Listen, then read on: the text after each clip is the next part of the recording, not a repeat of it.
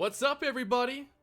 Welcome to the Kalispell Warhawk Dynasty. Year 11 is ahead of us. But before we get to the games, we are going to have another practice today, one I'm excited for, as we continue to see what this team looks like going into a record 11th season.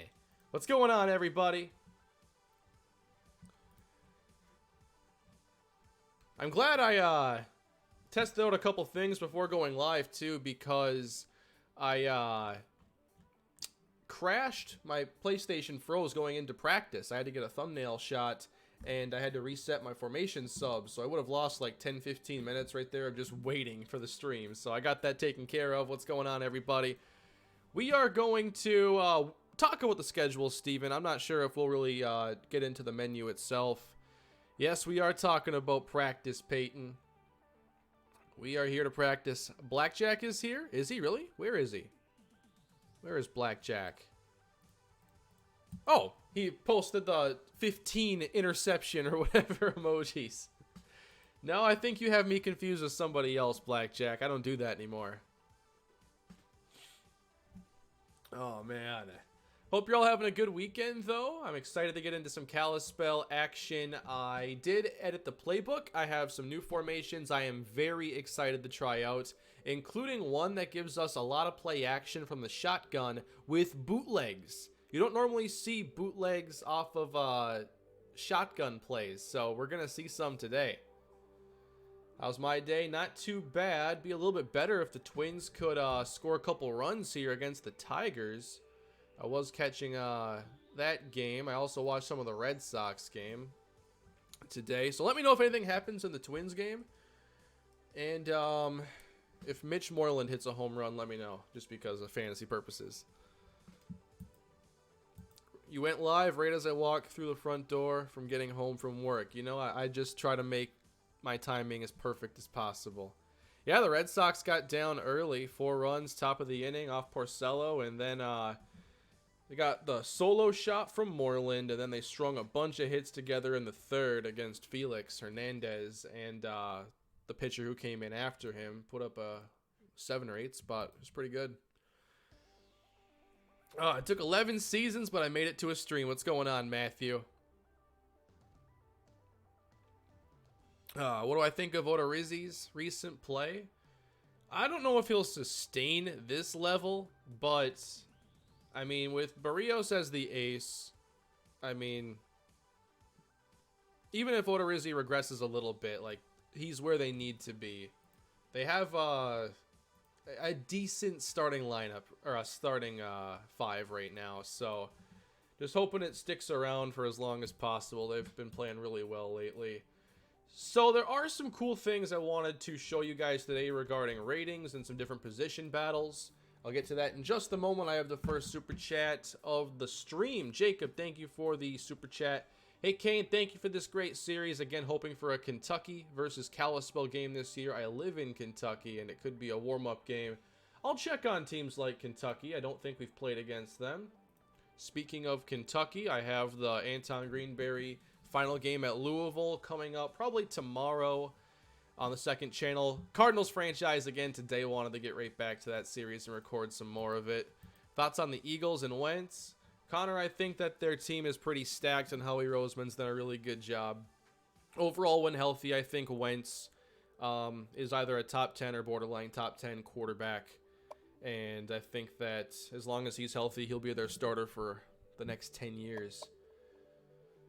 Castro scored? All right. I'll take that. Bottom of the order producing. So, I wanted to show you some ratings today, just to help you realize how much different this team is from last year's. We have such a challenge on offense, replacing as many skill players as we are. And our highest overall players are defensive backs, kicker Rick Thomas, and a few more standouts here, but it's not until 88 overall that you see a skill player in Austin Jenkins. Deborah, thank you for the super chat. I appreciate that. It is a brand new offense. I'm going to show you career stats after this, too. But Austin Jenkins has the highest overall out of any skill player. And last year he would have been behind Warren. he would have been behind. Probably Thomas Roberts, Joyce, Payne, Knightley, Belafonte, Marcus Payne. So how many players does he leapfrog there, essentially, to become number 1? And then, who's the second highest skill player? Tyrone Houston. I like these players, but I'm used to Jenkins being a 4th running back. I'm used to Houston being a 4th receiver. And suddenly, these guys are given the keys to this car right here that we have been working on for 10 years. I think Austin Jenkins can be that dude, Blackjack. He feels just like Kyle Thomas, running style-wise. So I'm not worried about that, but depth at running back is a huge issue. So anyway, I wanted to show you like ratings standouts across the team. The fastest players are Elliott Red and Maurice Doucette. And Red's one player I want to look at today playing linebacker. I don't think he'll get safety snaps this year, but he has like a linebacker, monster backer skill set. He's blazing fast, first off. He has great tackle ability, and he needs work in the coverage department. So in the meantime, playing linebacker, especially weak side, would not be a bad idea, considering how thin we've gotten at that position. Defense is pretty good still, but at linebacker, we're certainly not as good as we once were.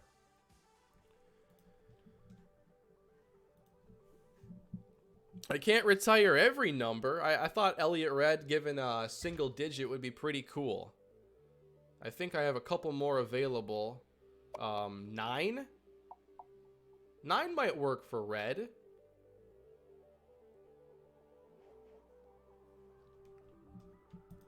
What's going on, Andre? Welcome to the stream. Just catching up on a super chat quick. This is from Hufer. Let's see Day punt the ball. Kane superstar special teams ace now with Day and the 2 off the cards. I know. This is the era of elite special teams play here across the channels. Austin, thank you for the super chat. Hey, Kane, go Warhawks. What quarterback this season is most likely to win their first ever Super Bowl? Wow, good question. First ever Super Bowl. So you cross Breeze, Rodgers, Brady. I think you're left with the top candidates being Mahomes and Rivers. And I would go Rivers and the Chargers this year over the Chiefs. But I just always cheer for the Chargers and hype them up. So, I don't know. I think that the Chargers are a really solid team. They got better.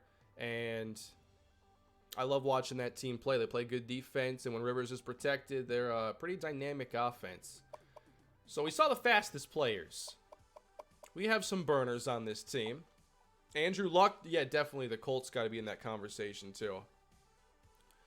Strongest player on the team is Mike Butler, our new starting left guard.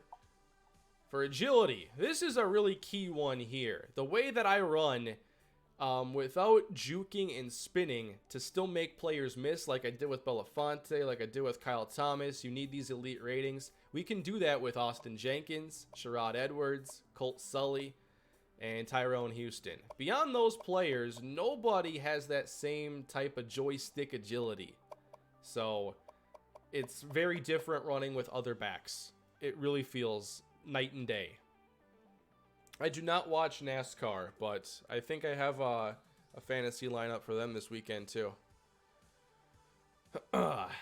Whoops, did not mean to scroll. Acceleration's always nice. We have some great offensive linemen for that.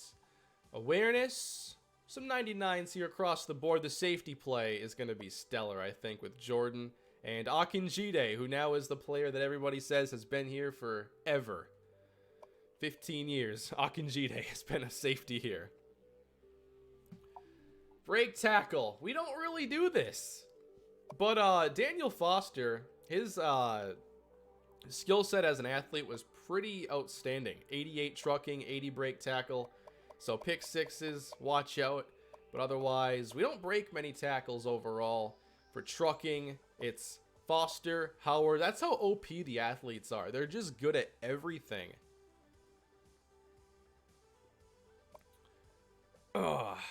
Akinjide reminds me of Adoree Jackson. I think Adoree's probably a bit more agile. I always think of Akinjide as kind of being one of a more stiff athlete, but I'm not even sure that's accurate. Let me pull up his stuff here with the awareness. Akinjide, not quite as agile. I think Akinjide would be a bit closer to a Derwin James, personally.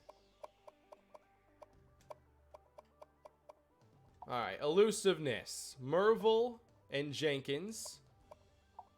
Ball carrier vision is not really that important because I handle that. Stiff arm, Foster. He's not a custom player, guys. He was generated like this. Oh, man. I have not fixed the awareness no on Ronnie Howard. I need to up that, I believe, to 64. I think he was at 60, and then I have to add like 4 for the development or something. Let me find Ronnie Howard here. Where was he before? In the trucking?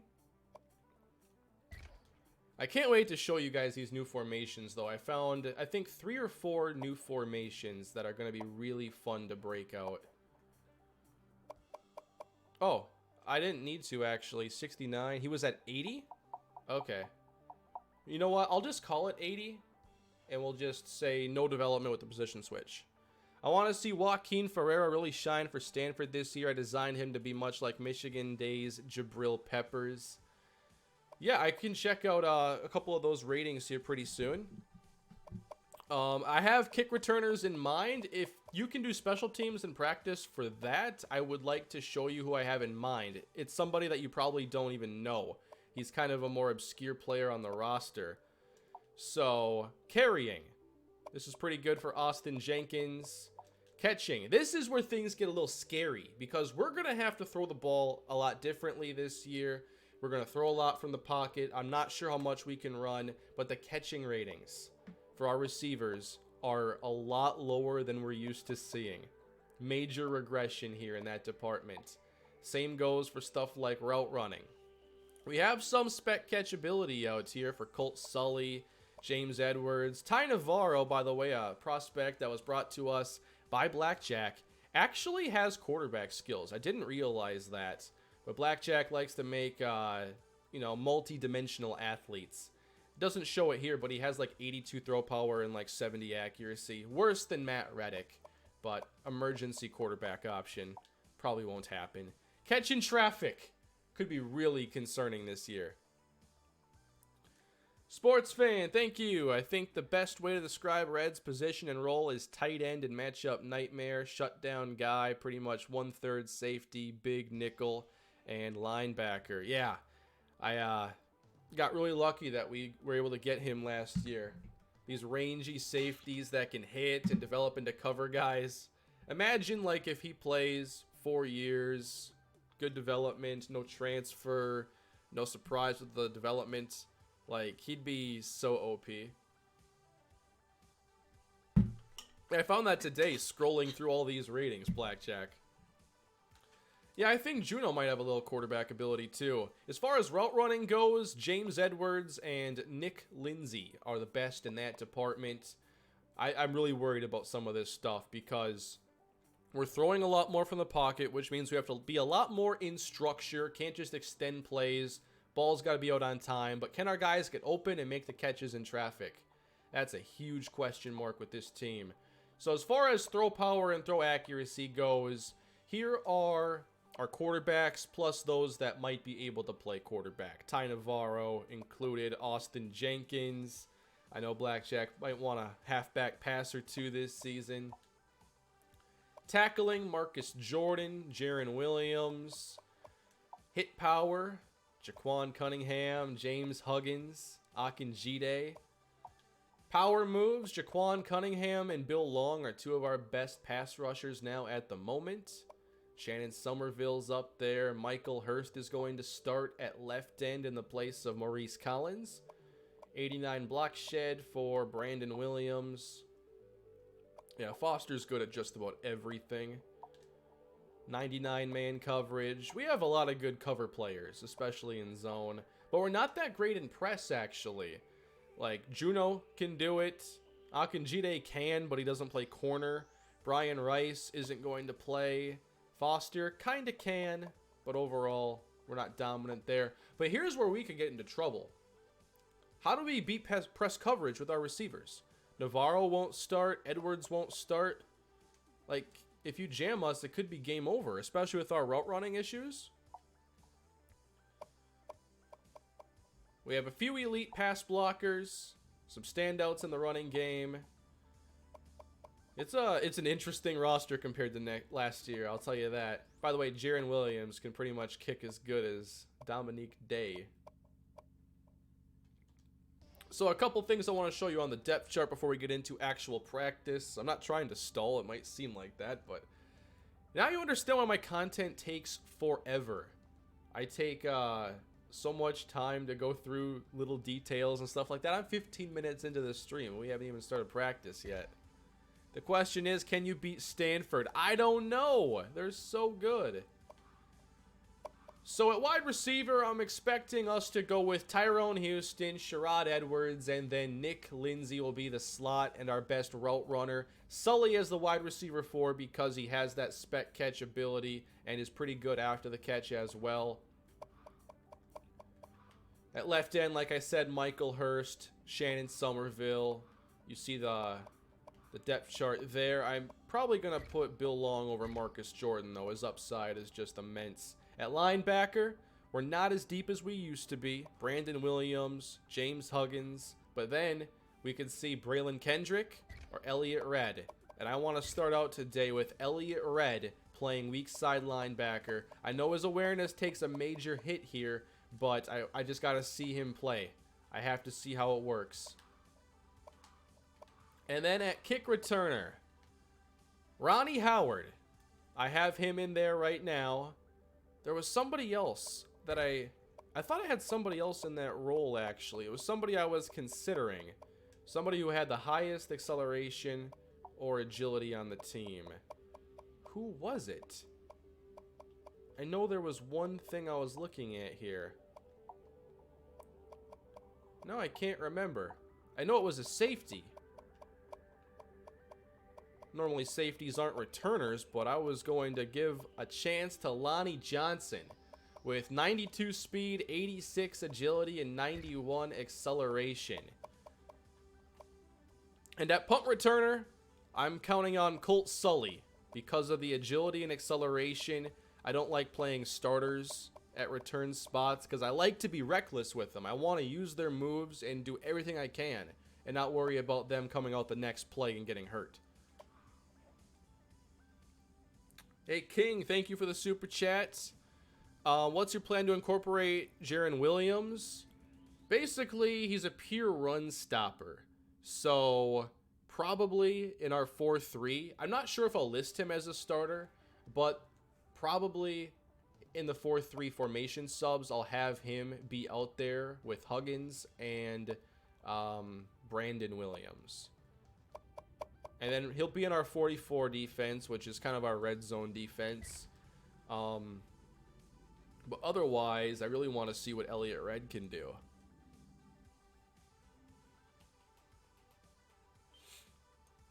Yeah, we have a brand new foundation. Obviously, when Brandon Warren started, he was a freshman, and there were a lot of players that played alongside him for a long time. And we could be seeing that now.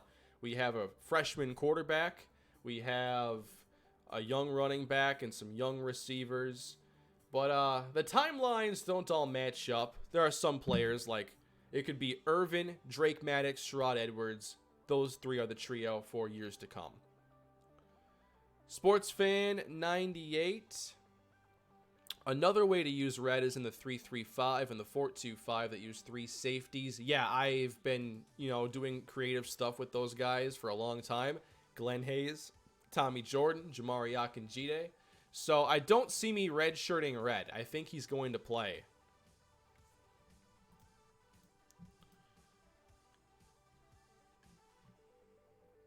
I appreciate all the super chats and all the interactions so far, everybody.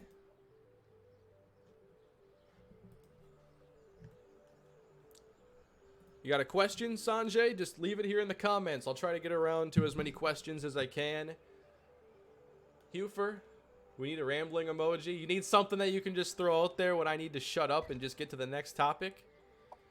That's not the worst idea. So I have a few new formations. They include ace slot wing, ace slot flex, and shotgun normal flex wing. Might be the only new shotgun formation. Ugh. Are any of these new besides that one? I think it's just normal flex wing. There are some cool plays in here. The fact that you can bootleg from the shotgun to me was like, whoa, I have to see this in action. So I want to start with the new stuff right away. There are a lot of play actions. I can see play action being a big part of our game, actually. But that all depends on the offensive line and everything else. You kind of got to earn your right to do play action passes and do some of these things. Thank you for the super chat, Deborah. What do you think about the Saints? I think the Saints are a really solid team, but they obviously need to maximize this window with Breeze still playing. But I think the draft they had a couple years ago, you know, the window was closing. Well, it was kind of already closed because they had all those 7 and 9 years, but it opened the window in a big way. I think they'll still win the division. I think the Falcons could be, you know, in that mix, but I just don't see them as being as complete of a team as the Saints are. And Breeze just continues to play so well. And obviously the ways they've gotten knocked out of the postseason, you know, are more fluky. But when it happens twice, it's like, wait a minute, that's not supposed to happen like this. So we have some really fun play actions, but we're just not really opening up downfield here in coverage. That 12 looks really good on Irvin. Yeah, I thought a double-digit number would work. I thought about 11 because it's year 11. But I don't know. Sometimes when we just had a player wear a number, I don't want to give it up right away. I'm not really a huge number retiring guy. I'm okay with the 56 being retired. Blackjack recommended number 1 for Sherrod Edwards, by the way. So if you're wondering why he's wearing Ja'Cory Day's old number, that is why. But there are some really cool plays that we could break out here. Have a few runs in there as well. There's Elliott Red, number 9. I want to do more with like random numbers for players. I don't want it to get too random. Like when I see a receiver wearing number 32, I'm like, okay, this is too far. But I think like a single digit anywhere is pretty cool. And I think when a player is ironically wearing a number in the 90s at a position like wide receiver, that might be okay too. Yeah, defense looks pretty dominant. We're used to that. Sherrod Edwards. Oh, man, in the open field. Watch out. I'm calling Edwards as a freshman All-American this year. He's going to start. He's going to be a primary target for us, and he was one of the top receivers in this last recruiting class. Edwards is going to be a big playmaker that we count on. That was an interesting animation. I swear, I see new stuff in this game all the time. Watching Blackjack play, playing myself. It's a throwing animation, but he hangs on to it and kind of gets spun around.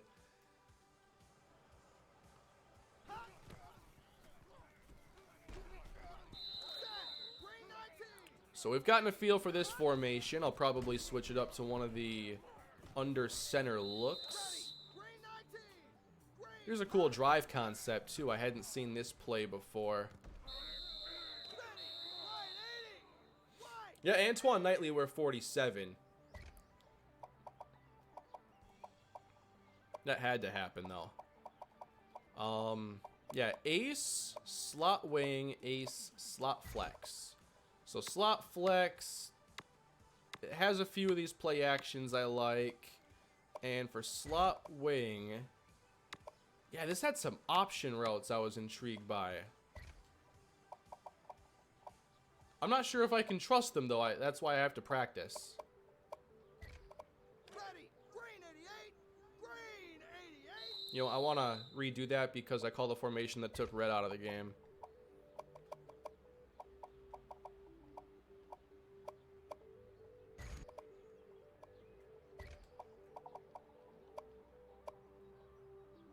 there. Ready. Red 68. Red. I don't think that he'll be one of our top 2 linebackers, but it's a chance to see him in the role that I'd want him in, so. Ooh! Ready. Dropped it. 180. What? Ready. Green hot. Our defense always makes us look really bad, though. I can't wait to play against somebody else's defense. Ready. Green 90. Green 90.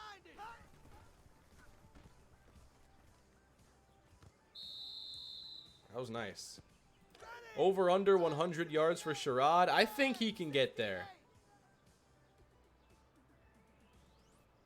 Harold, thank you for the super chat. Good to see you, Kane. What have I missed? P.S. As a New Jersey man, hopefully Luke Irvin can represent. We'll see. I think that he'll do just fine. We've seen his arm talent on display, and I just have to avoid throwing too many interceptions with him, and I got to make a good transition back to pocket quarterback play. That's why the Anton Greenberry series was like here at a perfect time for me, because I've played a handful of games now with a pocket quarterback with similar mobility on this game.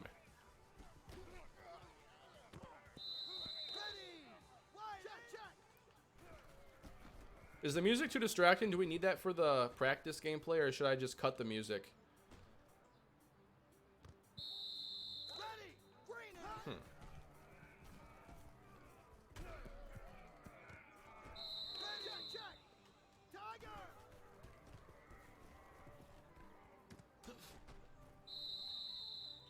I don't even hear the music. What? Red 68.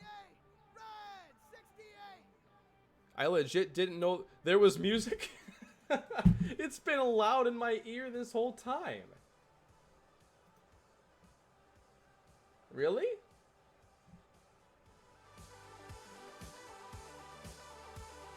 Now there's music. I guess it just wasn't loud. That's weird. I didn't change any settings on that. Knocked away by Huggins.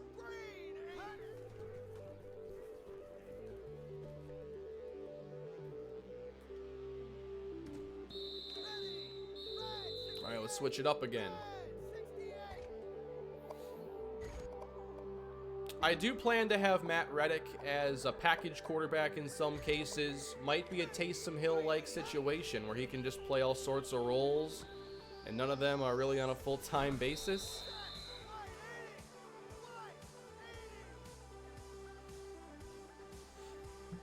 The music didn't play last stream very loud either? Oh. Interesting. Juno is a senior. Foster is a junior. Is there a chance Foster declares? I don't know what triggers players declaring, because after Antoine Knightley, I feel like now anybody could potentially transfer. He had like 64 career catches, 7 touchdowns, and was in the high 80s for overall. But I mean, like, you see players like that declare all the time. It's not just the guys that go in the top 2 rounds that declare anymore. Yeah, these guys are too good.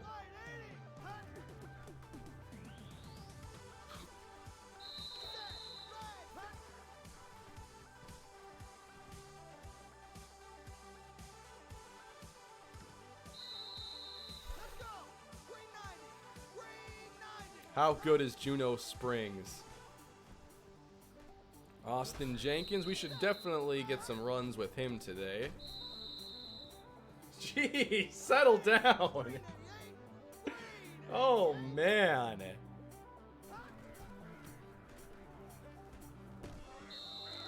Just obliterated. I'm a little surprised Akinjide didn't declare. He could have definitely made it pretty high, I think, too. Yeah, Maddox, the only question there is he too raw as a receiver? Like, does he have the hands in route running to get open and make all these plays? He should. I mean, you can vertical seam stretch with a lot of players in this game, so we'll just have to see when he's not covered by number 17 here.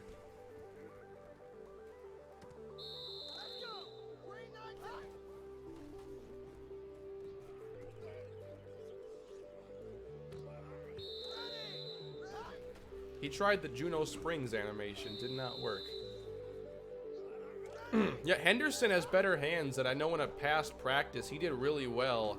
I still plan on having Drake Maddox start, and Henderson will be the number 2. And you know, with Reggie Jackson, like, my number 2 tight end gets on the field a decent amount. But it'll take a number of drops before I ever think about a full change.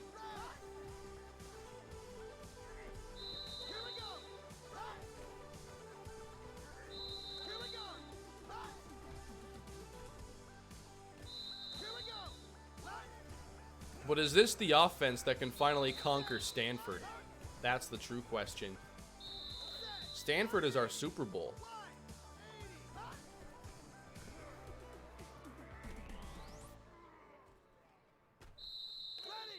Yeah. I have basically seen all I need to from Austin Jenkins to know I can handle playing with him. I do want to see Elliott Red in coverage for sure. Maybe I can specifically call some plays. Like, he's in coverage right now. But, maybe man coverage. You just gotta see what his speed can contain.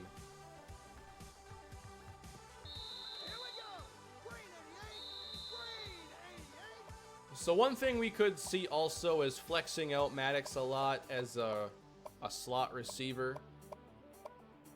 Normal Y slot's been a formation I've loved for a long time.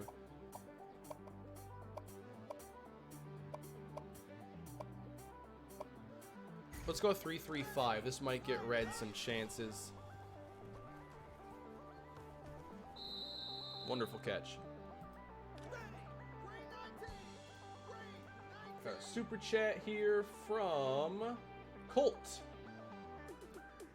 What's up, Kane? Been watching since the Vikings franchise. Love your series. Keep up the good work. Thank you for that. Vikings franchise. Quite some time ago.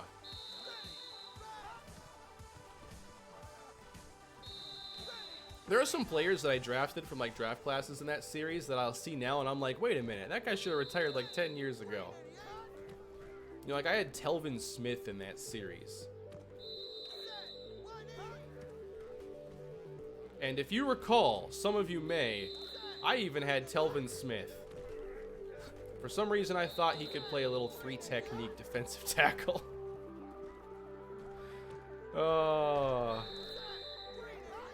Wouldn't do that again. Not his ideal role.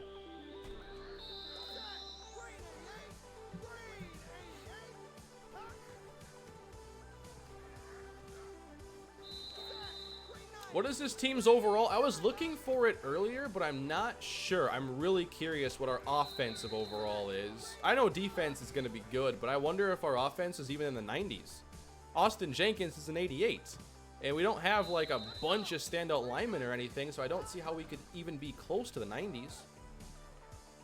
This is a nice little jet sweep play.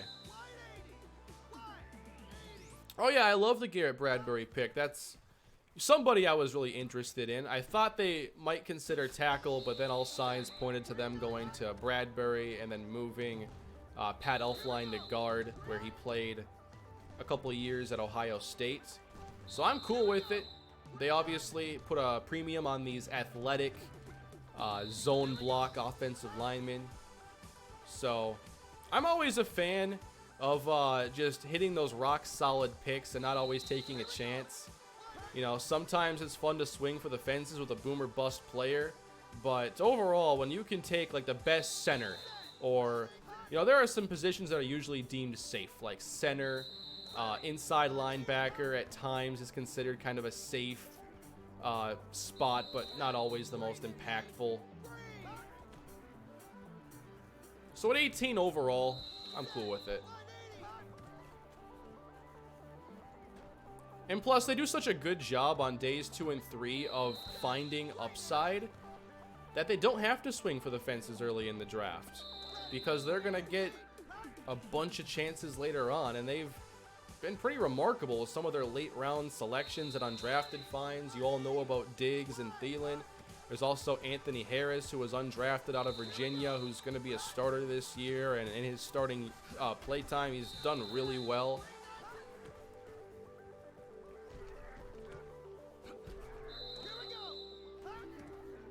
Daniil Hunter obviously was a 3rd rounder. Everson Griffin, what was he, a 4? He was either a 3 or a 4 back in the day. I think he's the longest tenured player now on the team. The one area where they haven't been great at finding, you know, a bunch of late round value is that offensive line. They've been behind the curve there.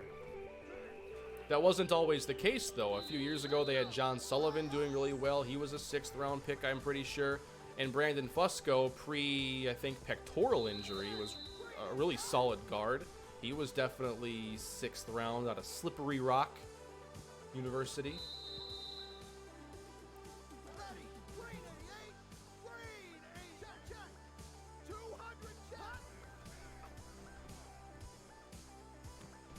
I'm curious as to how they end up using Alexander Madison, because they took him in the 3rd round, which seemed to be a shock to everybody. You know, as far as the skill goes, from what I've seen, Madison looks like a perfect Latavius Murray replacement. So I love the addition of him. But I think what happens in a lot of cases is we end up judging the draft. And everyone's like, who won the draft? You know, who did this and that? But it's like, a player isn't better because you got him in the 4th round as opposed to reaching in the 2nd.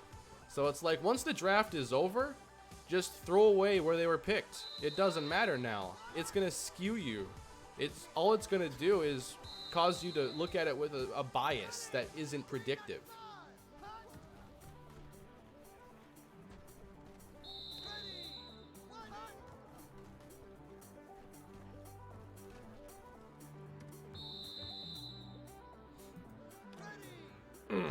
Yeah, I think that Irvin's going to be a really fun pocket quarterback to use. He's got the arm talent, but he's got the arm talent that makes me overconfident. So you can expect probably some chances I take that you might not like, especially if they end up in the hands of a defender.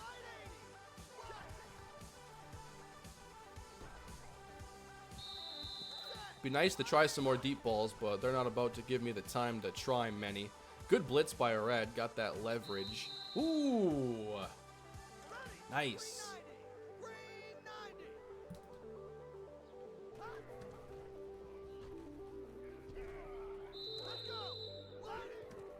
Well, it's different, Dolphin, when I do it with my drafts because I get to see ratings.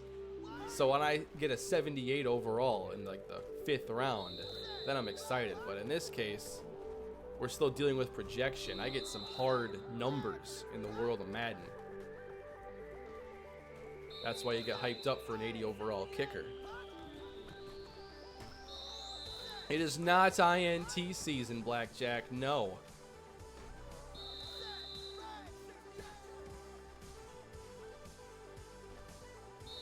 Alright. Yeah, I think it's sack season, though. This defense is not joking around. What else could we do more of this season? Let's try some twin tight end looks. It might get Thomas Henderson a bit more involved. And we'll try out the base defense. Henderson has the best hands on the team.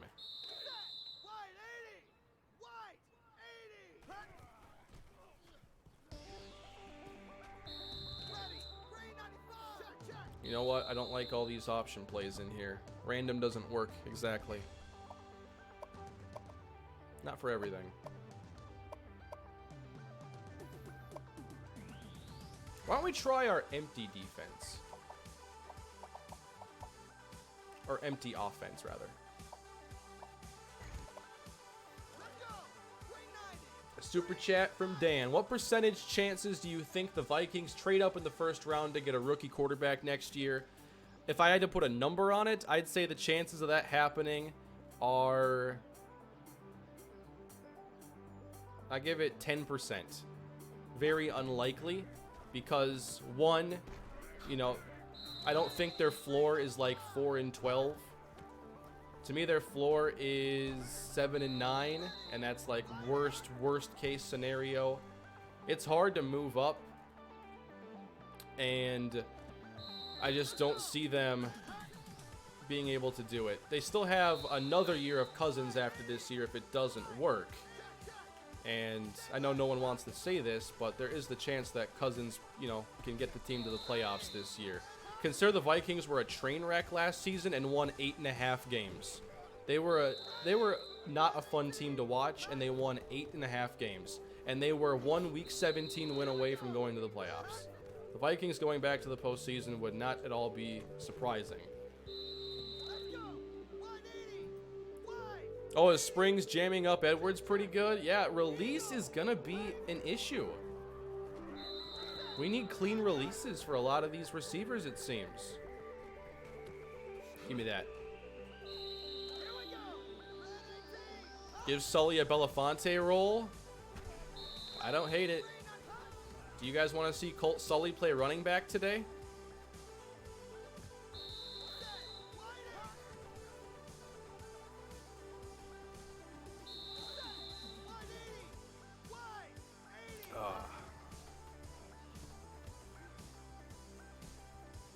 Oh, I was trying to cut inside there.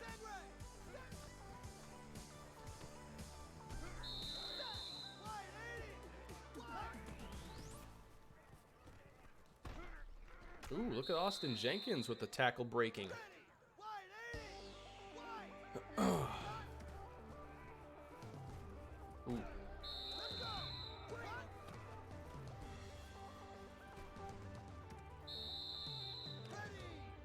Huggins looks like he's playing some tough coverage today. He's had a couple interceptions. He had a big pass breakup earlier on a deep ball.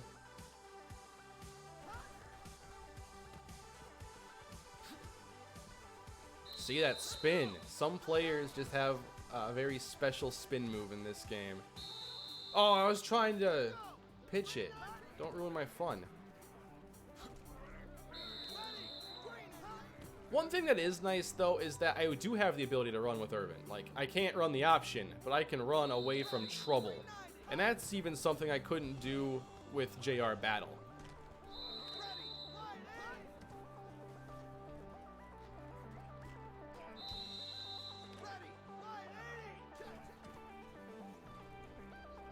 Blitz in the corner, huh? Up top, testing Jordan. Oh, Sherrod Edwards. How about that? We might have lost a lot this year, but we got a potential superstar. Was Sherrod Edwards a 5-star player?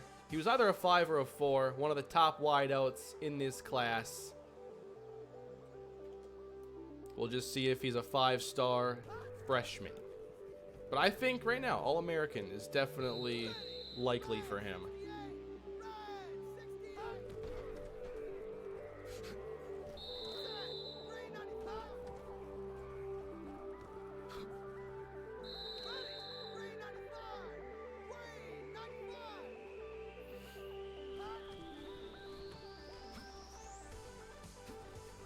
Okay, we have to talk about Austin Jenkins' spinning ability. I wish I could make more jerseys. I love to make a black uniform for this team, or just something a lot more different. But unfortunately, it's not an option in the middle of a dynasty. Can we talk about spinning between two defenders like so? He didn't even seem to really clip. Well, he clipped the arms, but this is just agility on another level. Austin Jenkins is ready.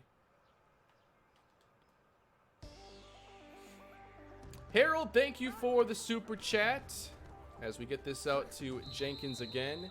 Kane, do you see why everyone is praising the Cardinals for getting Kyler, who is barely an upgrade over Rosen when they could have gotten a game changer on defense? Well, it was obviously going to be a pretty divisive move one way or another. But I mean, like, you always have the exception when it's quarterback. And, you know, like, I have a high opinion of Rosen, but it's not as if he was awesome last year and everything around him was just bad. Like, he really did struggle a lot. There were some flashes of positivity, but that was a 3-win team. They were not very good. And obviously, Cliff Kingsbury has always wanted Kyler Murray to run his offense, whether it be at Texas Tech. And now in the NFL, he gets a chance. So I think they're swinging for the fences. And if Kingsbury is as good of an offensive mind as Cardinals fans hope he is, then it'll be a fine move. But I don't disagree with it, even though I like Rosen.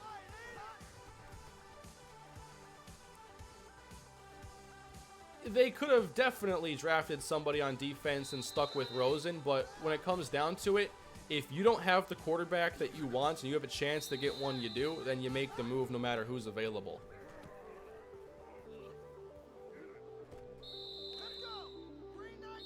Alright, enough of those. I do remember Freddie Kimbrough. He went to Texas State and I forgot about him. The first 5-star recruit in Kalispell history. Alright, you guys wanted to see some experiments. Colt Sully, the running back. First game, not sure yet. I just got to get the prospects from Blackjack, get those in the game, and move on. So next week, I'm sure I'll get to it. I just have to get those prospects taken care of.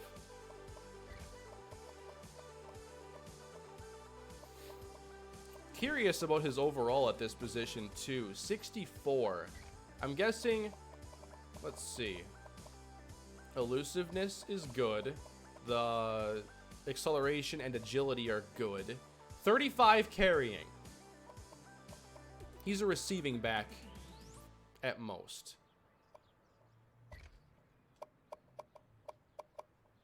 But I like to throw it to my backs. So is it possible to use Colt Sully as a running back? Marty Belafonte style. We're going to find out.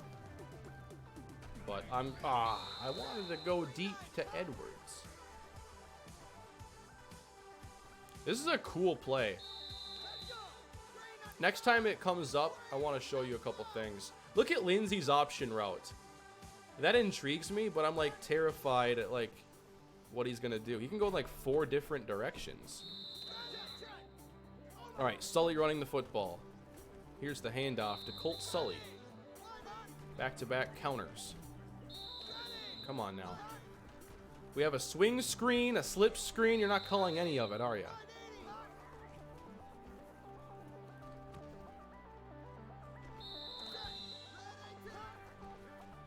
I'll have to see outside of Jenkins who can catch the football because I'm always going to use multiple backs. Let me check that.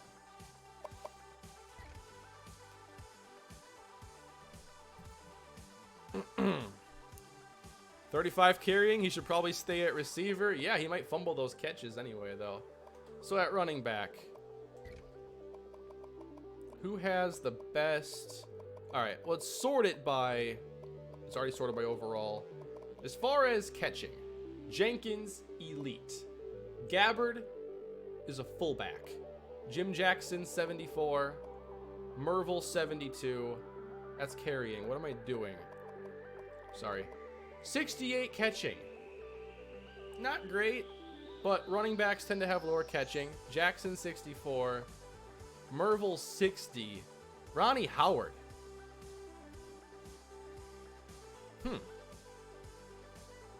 We're going to get there. I'm going to try out both Sully and Ronnie Howard as this role.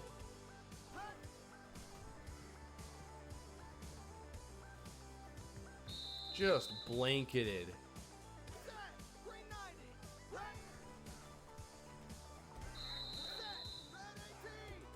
This play is so cool. I've never seen this play before in any football game. We have, you know, a post corner with Edwards and Lindsey, which I love routes that intersect. And then you get a deep post from Maddox. This is a good play, and I might not get a good look to really take advantage of it.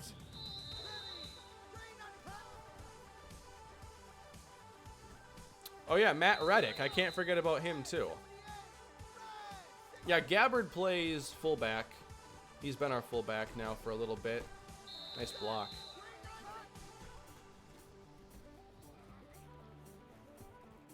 The cannon downfield.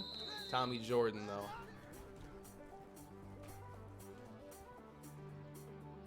I wish it was easier to lead receivers and make it either like a you dive for it or it hits the ground.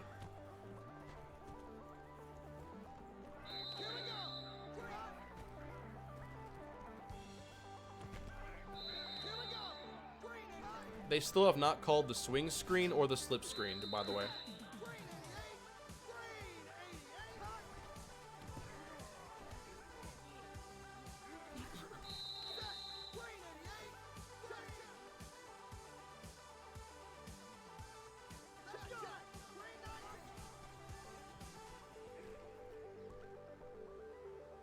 That's a better throw. Ooh.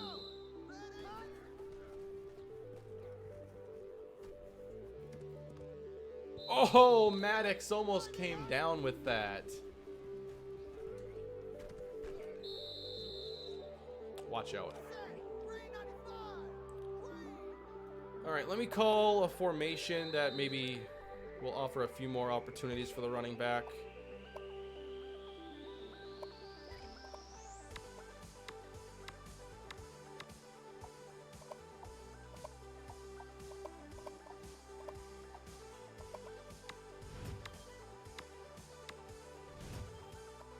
There are some in here.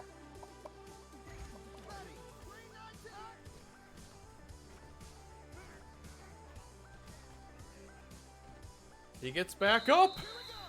Never touched down. Oh, man. Oh, man. When Irvin's deep ball's on point, man, it's awesome.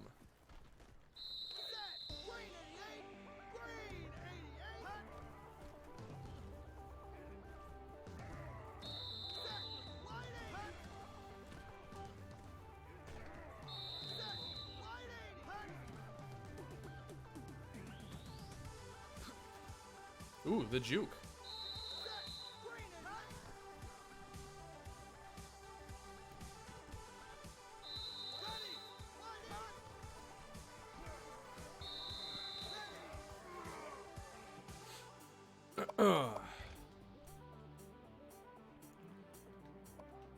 Why don't we try... I know we could also talk about Matt Reddick. I know that's been recommended here. Matt Reddick, 87 speed. He has 70 trucking. He has 65 catching. And his carrying is... Don't look at it.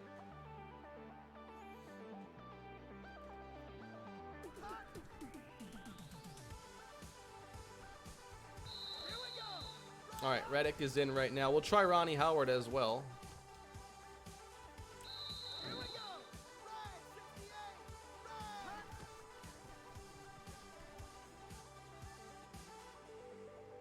Oh, yes. Oh, man. There's going to be more drops this year than I think that we've seen in a long time with Kalispell. Just going to be the nature of the change on offense.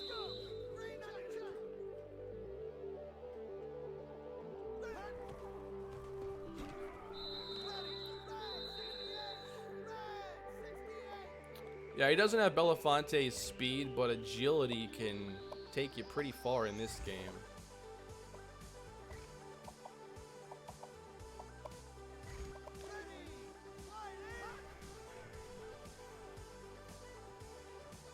That's an awesome throw.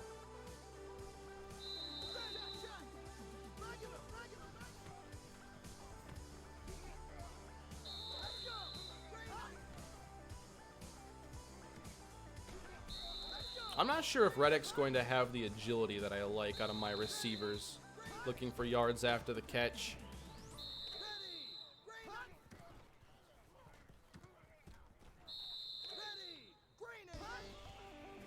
Let's try to get him an open look one of these times. There we go. Wow, that 2-for-1.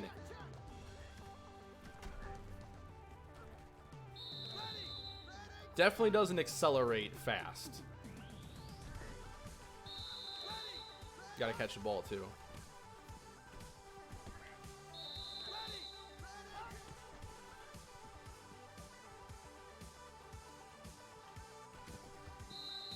Alright, he's dropping too many passes now.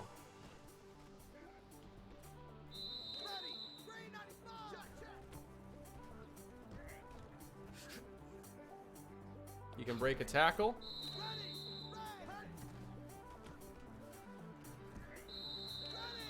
Let's get Howard in there.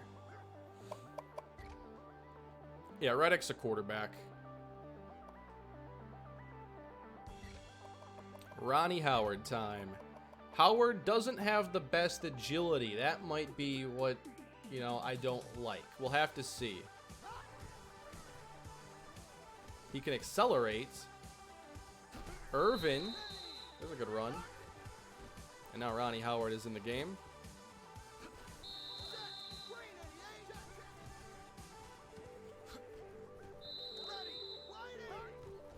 Call better plays.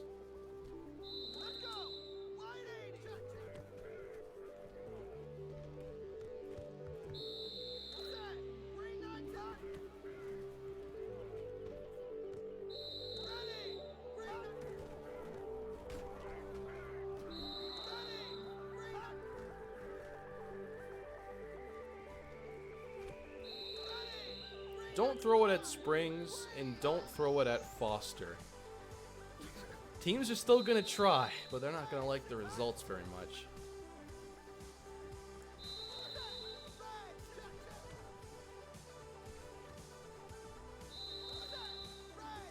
Alright, we'll try some sweeps with Howard. I can get a better feel for him running these.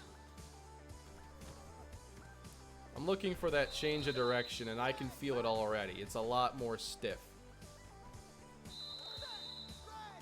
When you're used to some of these more fluid players like Thomas, or Payne got, Belafonte, yeah, you start to, you know what you're looking for. And the agility is a really important trait. Doesn't mean he's not going to be able to do anything here out of the backfield. But someone's got to be good enough to say, okay, it's worth taking Austin Jenkins off the field right now. Super chat from King. Give Irvin a white full arm sleeve on the right arm and a quarterback wristband on the left with a visor. It will look dope. Also give red half bottom sleeves. Do we want to give Irvin the sleeve? Chat. Does Irvin get the full sleeve? The Ja'Cory Day sleeve. Also, Blackjack, are there any socks I need to reset? I would have never even noticed this, but you obviously have noticed that, like, socks get reset after every season. Punter gets a full sleeve. I think a lot of you are liking it so far, the idea of giving Irvin the shooter sleeve, or the sleeve.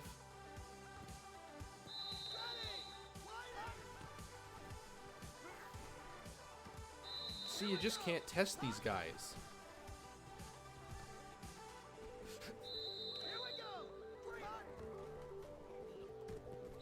Just so you know, if Austin Jenkins gets hurt, he's one of the most difficult players for us to replace on the team. We don't have a second running back who I'm like, yeah, this guy's going to be a starter one day and he's going to be awesome. He dropped it, but man, I can tell these throws are nice.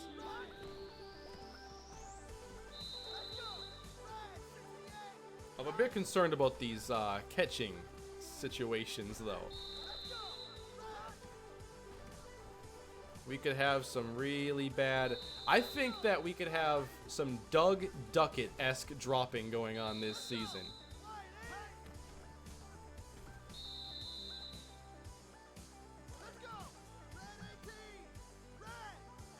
Austin Jenkins, he should be a junior because I've played with him for 2 years. You should have Festivus run that one, Blackjack. By the way, I didn't make it through the off-season last night. Do you want to recap me on what happened? Michael, thank you for the super chat. I appreciate that very much. Ronnie Howard, running right. Enough of those. If you're worried about someone getting hurt, it should be Irvin. Yeah, obviously I got to take care of my quarterback. Not going to be easy to replace him either. He has a very special arm.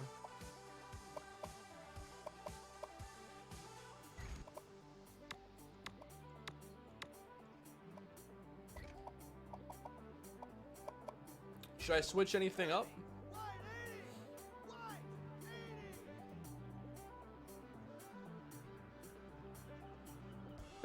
Unleashed Dragon won the Heisman and went undrafted. The first player to get drafted in Festivus history, his backup. The most Festivus thing I've ever heard. That's hilarious. Woo! Nice!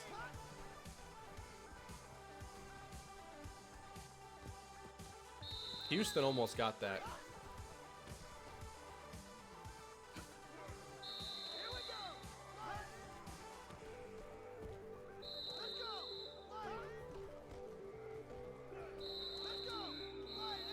Alright, let's switch up the running backs at least. Is there some lag? I see someone saying that. Haven't dropped a single frame in the entire hour I've been live. Red at free safety? I think so, just to see him play a bit more. It's hard sometimes to test players in certain spots unless you have them locked into a certain play. So let's put Braylon Kendrick. Where's Kendrick? Back out there. And we know Tommy Jordan quite well. Let's put Elliott Red.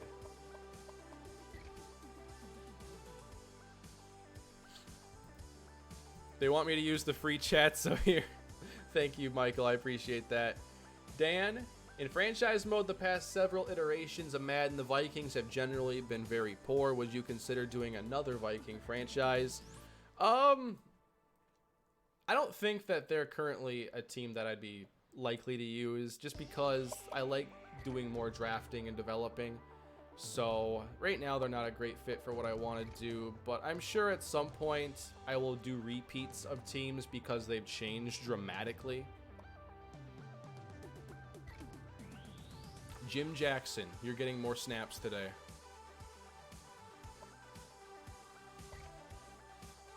Take the player at the highest agility and make him catch out of the backfield. Well, let's take a look at who the best options for just agility would be. Jenkins, obviously. Merville, 87. I should try him next, actually. Haven't seen him at all today. He's it.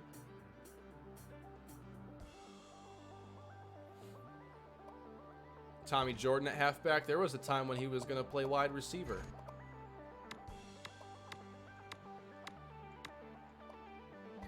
This formation has a lot of tight end streaks and stuff that'll put some stress on the tight ends. So I really want to see what Elliott Red can handle. And obviously the pass rush needs to cooperate.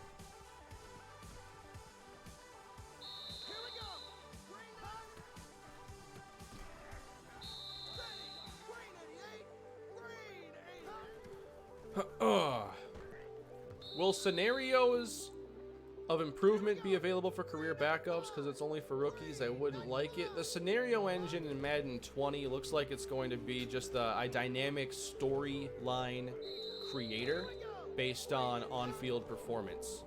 So they've talked about, you know, players demanding trades, and they've mentioned morale. They have not said morale system, but they have specifically used the word morale, and I'm hoping that like morale is a tangible number in the game. So I don't know. I don't want to get too excited just because high expectations and Madden don't go well together.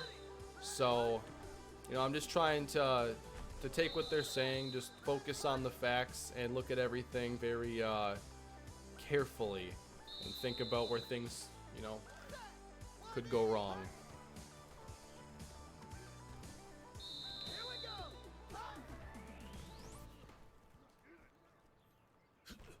At the end of the day, at least I've been able to have a lot of fun with my Cardinals series on 19. Gameplay is not, you know, where I want it, but I really enjoy the Cardinals series. I love that series and the format in general. Merville!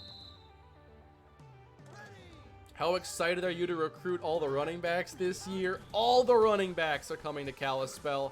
And no, it does not appear that Blackjack is trying to give me any help. I'm pretty sure he doesn't have a running back in this class. Can you confirm or deny, Blackjack?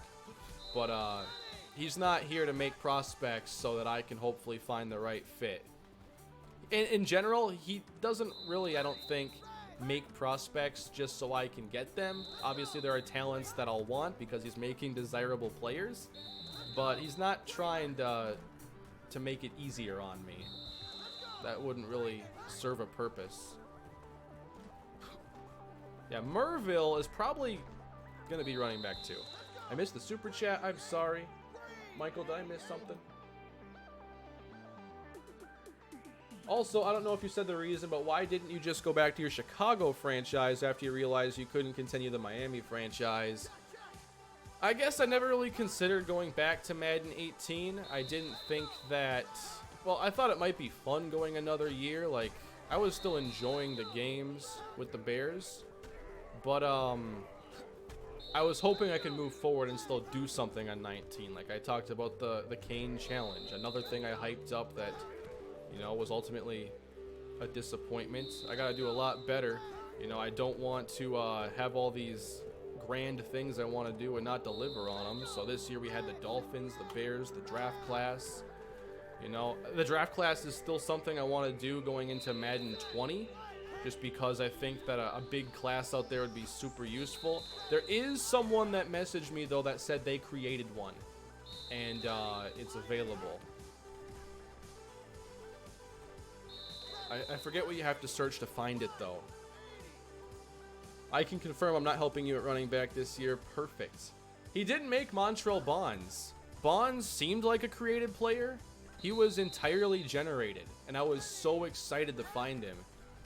And that excitement has now turned into the next Fresno State running back.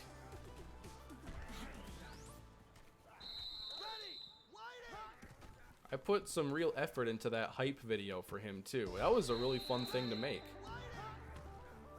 Couple hours well spent.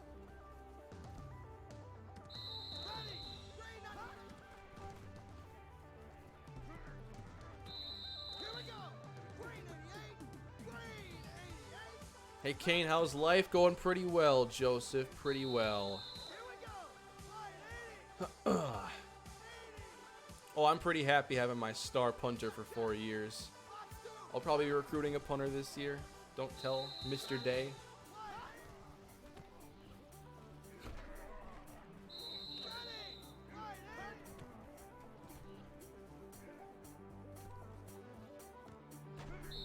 Hey, Drake Maddox.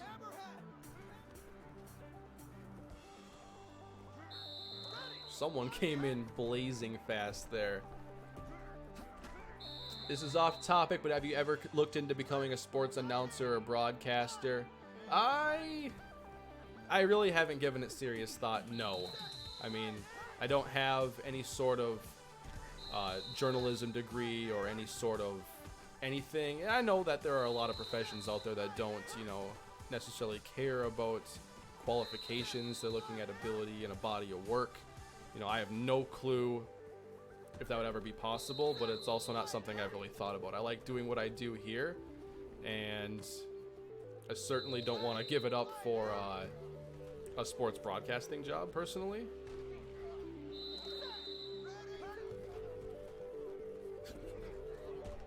Irvin has a spin move. Who won the NFL draft? The winners of the NFL draft would be, who do I think won the draft?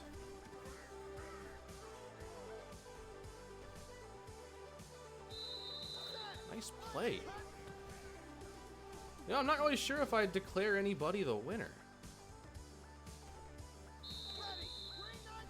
I think you could call what the Raiders did being a big win. They didn't necessarily take, like, the best value, but they took good players. Like, I thought Cleveland Ferrell would go to the Panthers. I thought he'd be a solid teens pick, and that would be that. Oh! But he went number 4. Which obviously shouldn't, like, skew your view on the player, like I mentioned earlier. Like, draft spot is just draft spot. After the draft's over, it's, when you sign the contract, it's mostly irrelevant as far as that stuff goes. I mean, the only other thing, like, draft status gets you is usually a spot on the roster. and a longer time teams will be willing to wait for you to try and take that next step. Like if Laquan Treadwell was a 3rd-round pick, he would have been cut last year. But the Vikings obviously want some return on that investment, and plus, I'm sure that all his money is guaranteed anyway. So, nature of being a 1st-round pick. Twins are down 4-3 in the 9th. All right.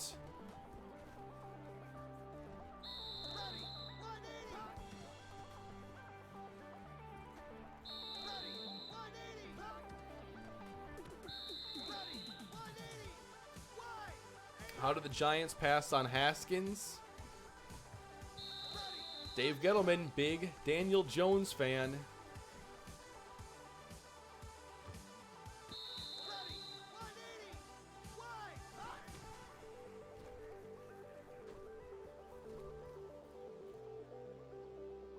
Touchdown, Lindsay.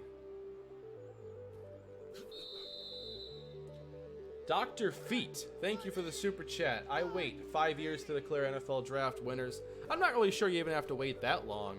I think after 3 or 4 years, you have an idea of who extracted the most value out of a draft. 5 years is kind of too much sometimes because players can sign on with different teams after 5 years. So I think 3 or 4. That's why I wish, like, during draft season, it wasn't just, like, looking at mock drafts. I think that it would help, like, sober people's opinions if draft coverage was coupled with recapping the draft from, like, the 3 years prior. Not in, like, a major way. And I'm sure someone out here had to have, like, done, like, a look back at the 2016 NFL draft and the value, who drafted the most All-Pros, Pro Bowlers, who drafted the most touchdowns. But I think that if you could look at a past draft and a new draft simultaneously, then you wouldn't, maybe have a better thought process of what to actually expect from the new class of rookies, because chances are half the 1st round not going to be worth their selection. Just playing the odds there.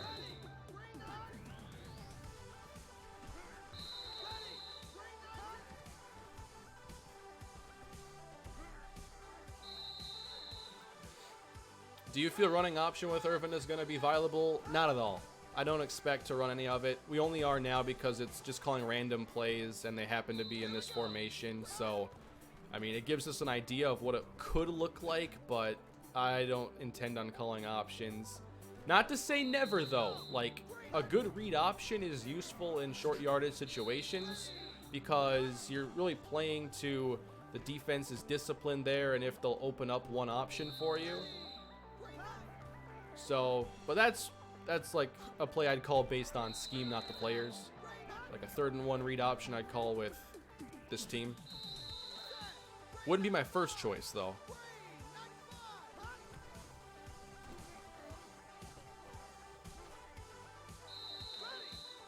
But Irvin, like, made so many plays possible. Like, all the scrambling outside the pocket, all the ridiculous plays where I could buy time and no one could get the angle on him. All that is gone. Along with the receivers, along with the running backs, everything that we knew is gone.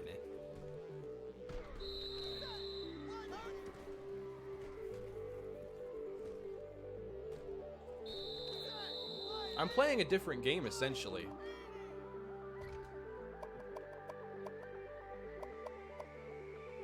I think we should see some different players, though. We've gotten a great look at many of these guys. Why don't we get Antoine Morgan, freshman quarterback out there. We have not seen him play at all. Why don't we get maybe one of these freshman running backs? Let's get Curtis Tillman on the field. Let's check out James Edwards. I still want Sherrod to be out there. Ooh. You know what? We've seen a lot of Sherrod Edwards. There are some other guys I want to see. Travis Spencer. And I also want to see Travis Clemens. Who has the better route running? All right, let's swap Clemens and Edwards around.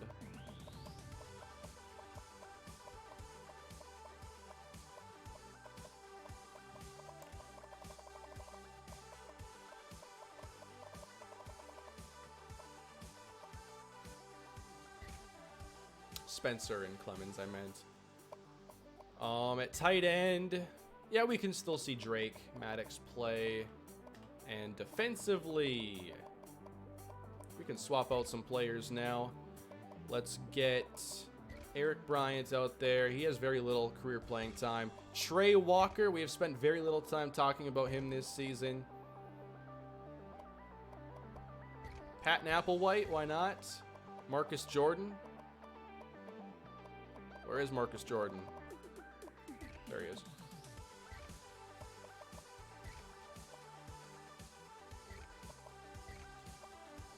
A lot of second team action now.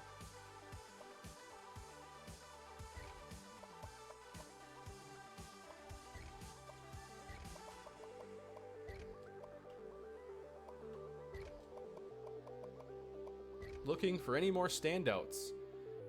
Lucas, thank you for the super chat. We can forget about the Kalispell tradition of cloning players so they face themselves on defense. The Brandon Warren cloning. Yeah. The longer practice goes, the more obscure it tends to get. Brandon Warren covering Brandon Warren. Brandon Warren trying to intercept Brandon Warren.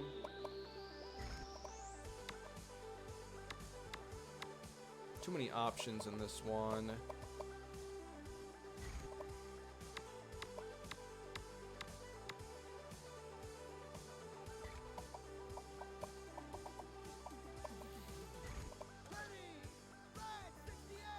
Why don't you have your fastest player on your team on kickoff returns? Because I look for agility and acceleration because I need to change directions and make some quick cuts. And you need that agility more than the top speed.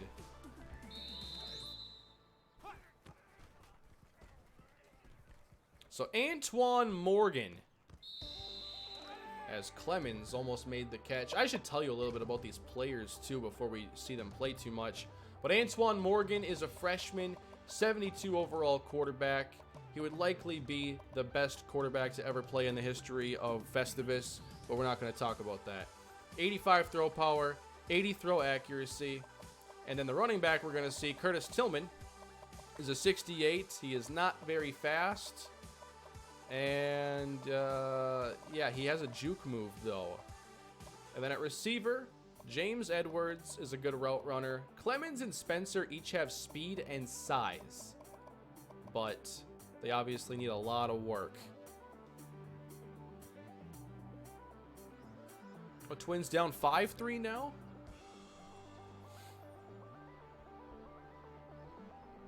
I'm just checking something in the Twins game quick.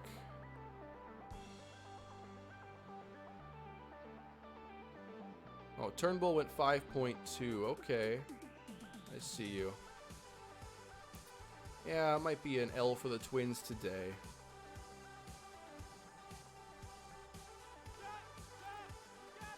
All right. So here's Antoine Morgan, who just missed wildly in the direction of Maddox.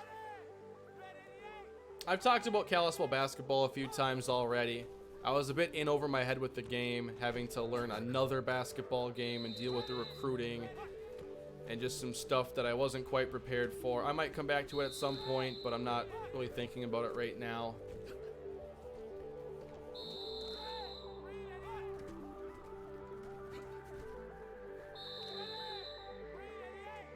I've enjoyed learning 2K19 though. I finally have some comfort with that game and really enjoy playing it.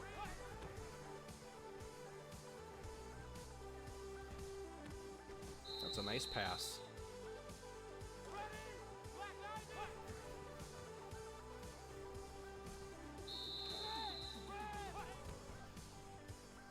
Now, Blackjack, in Festivus, you don't simulate, right, unless there's mercy. You play all the games.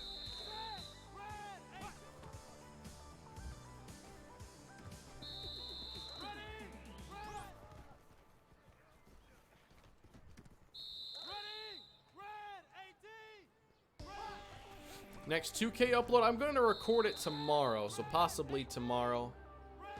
Might get a couple videos up. Every game is played unless the CPU goes up by 21. Gotcha. What were the...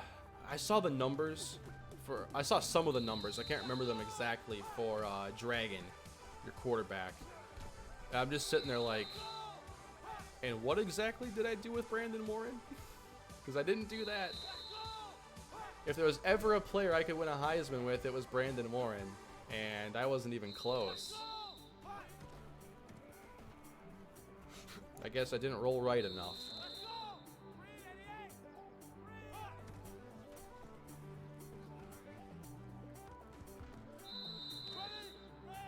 Get ready for drops, guys. We are dropping everything this season.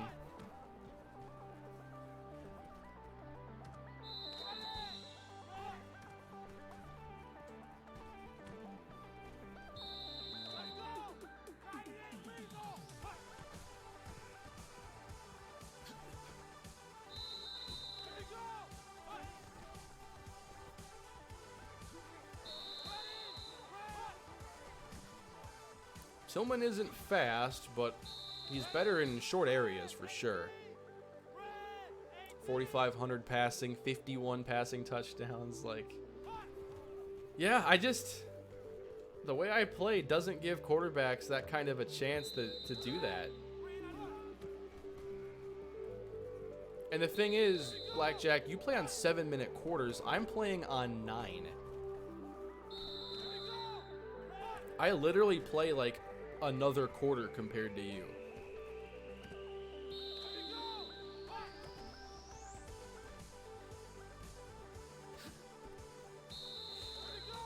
The picks didn't help, but that's a very valid point.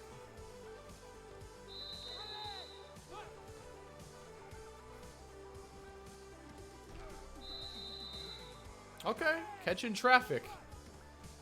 I know it's not a high skill for some of these players, but I'll take what I can get. Drake Maddox. From your knowledge of the video game industry, how much a game company could afford to pay players and still make a profitable NCAA game? I don't know. And one of the things that I think gets lost on some regarding like college sports and video games is I don't think that the potential is really there for like high earnings. Like, consider that, you know, these college sports, it's all entirely like America based. So right there, you just cut down your entire potential user base dramatically to one country, and then consider that you're probably not going to top the other sports games that are already in the genre. Madden, 2K, those two, you know, sell pretty well. I don't think that MLB and NHL are all that high. FIFA, obviously, very high worldwide appeal. I really just don't see a ceiling there for college sports. So as far as paying players and still making money, it would take like an EA-like giant corporation to pull that off. And even then, like, you're not going to sell millions upon millions of these games. If they sold that many copies of NCAA 14, I don't think they would be like as much as they are on the secondary market right now. They're hard to find. There's not millions of them in circulation.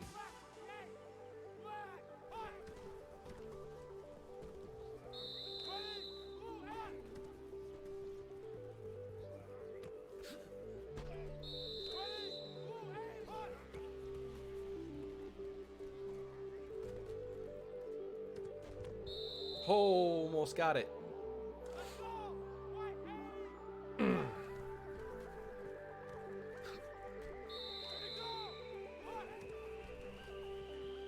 So I don't know what they could pay, but for it to happen that way, it would take someone like EA with a heavy marketing push to make it happen. And obviously, they'd want recurring income and stuff like that, you know, a service. So I think it would be very Ultimate Team focused if it were to ever come back.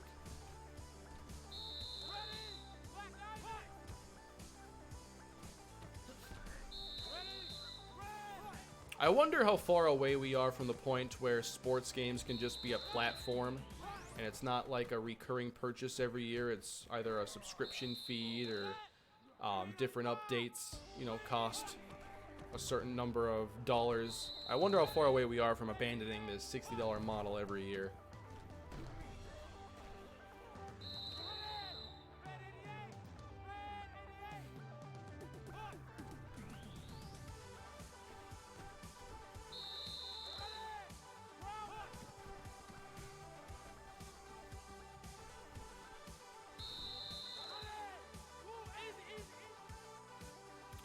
Yeah, I've seen the Gridiron Champion stuff, and I know Maximum Football's doing their thing, and I'm interested in anybody that can put a game, you know, out there. But, obviously, in regards to Gridiron Champions, we got to see a game. Maximum Football, they do have a game out, and they're working on one for next year, and I know Axis Football as well. You know, these games got a long way to go. It's very difficult to make games like this, especially with small teams.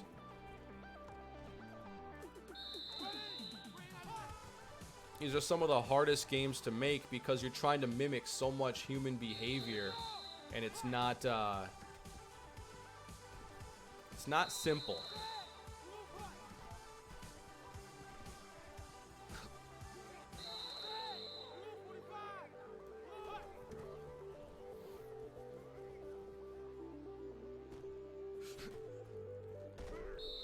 How about that?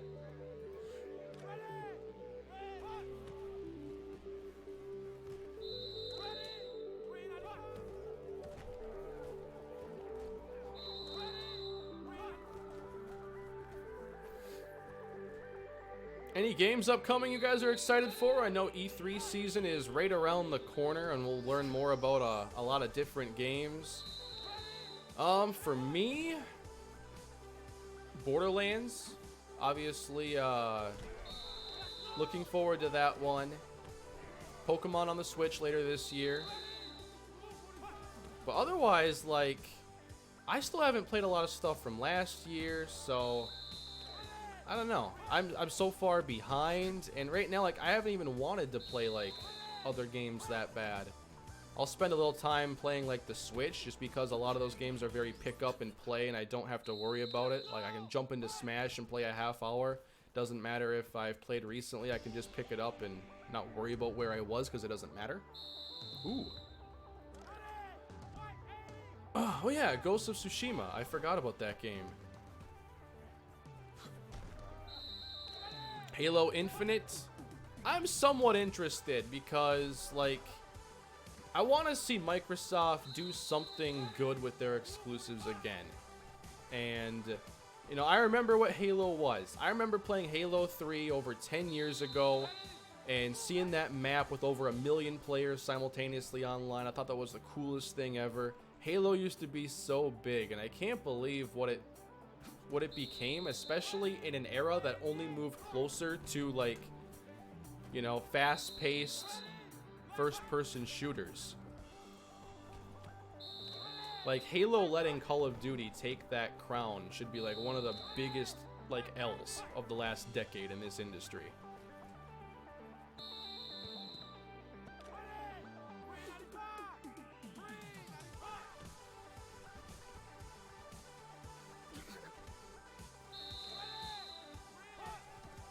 Obviously, COD is a military-focused shooter. But I always liked what Halo did. Like, Halo was just a game designed to be fun. Didn't take itself too seriously.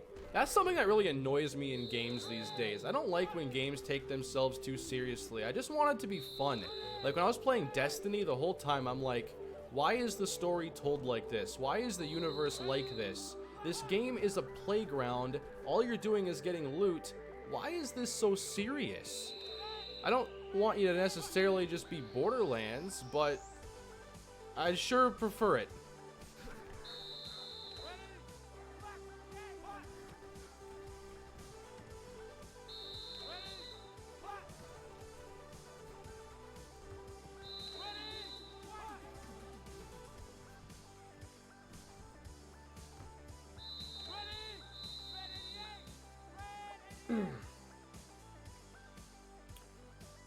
Is there a Navy SEAL type game on the market where it's half Splinter Cell and half Call of Duty?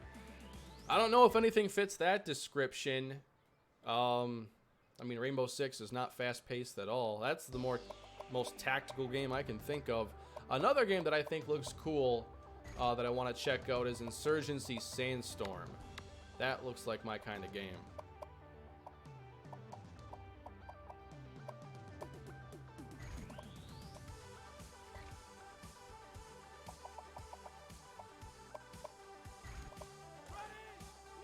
I've played a little bit of Days Gone. I just wanted to check it out, so I played a couple hours of it, and it's a cool game. I think that the motorcycle aspect of it definitely is kind of intriguing to me because I like fun ways to explore, and that's a good way of going about it.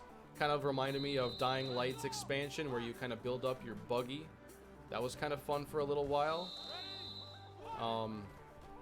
I could see me finding the desire to play Days Gone at some point.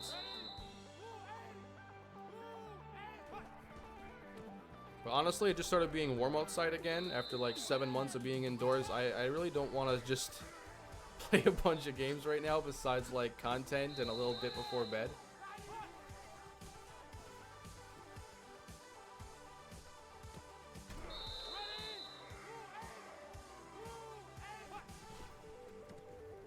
Yeah, I'm not expecting Morgan to be the future, but I had to get some insurance and a good backup on the team behind Irvin.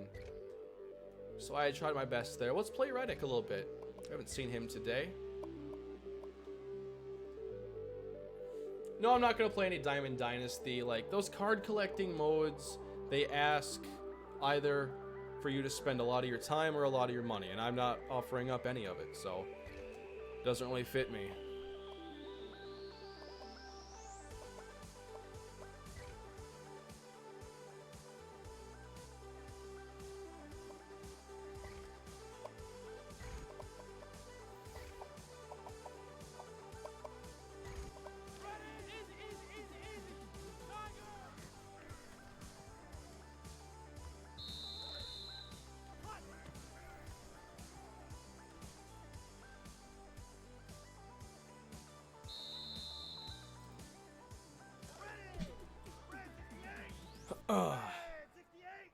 Yeah, I know that there was that one senator or whoever wants to ban loot boxes in games focused on children. I wonder what the wording of everything is in there, but I think that was something that was inevitable. Like, the games industry, you know, was kind of just running rampant with these microtransactions and you know, the random chance at boxes and stuff like that, and eventually it was only a matter of time before something like this happened if they weren't going to self-regulate.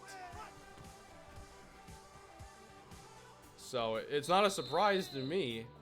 I'm actually surprised it already happened. I thought maybe it would take a little bit longer, but obviously it's just the initial step in something like that.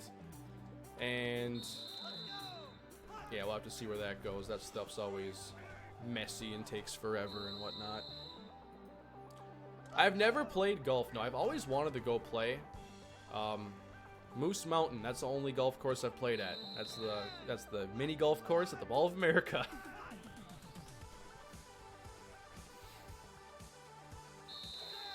Never had my own clubs either. And no one in my family was really a golfer. I think it'd be fun, but I don't know if I'd enjoy it. I want to give it a shot sometime. I've always been more interested in getting into tennis, which I have never played in my life.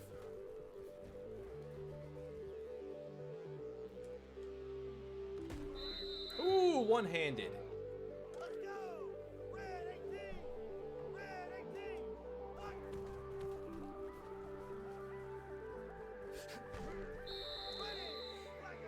Yeah, I think there is a Top Golf in the city somewhere. I'm not sure exactly where it is, but I'm fairly certain there's a Top Golf. What exactly is it? I've seen like some clips of people playing, but it's obviously, it looks like a very like less serious, just like try to hit the ball really hard or hit the ball into this hole or whatever. Explain Top Golf in a comment.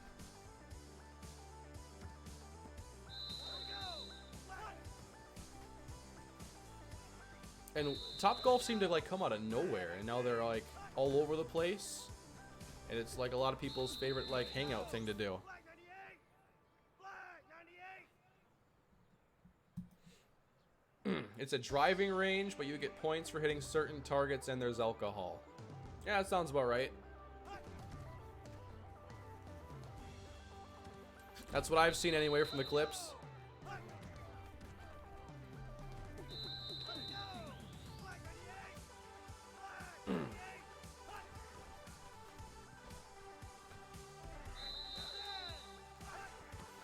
How good was I at football? I wouldn't say I was great. I think I was best.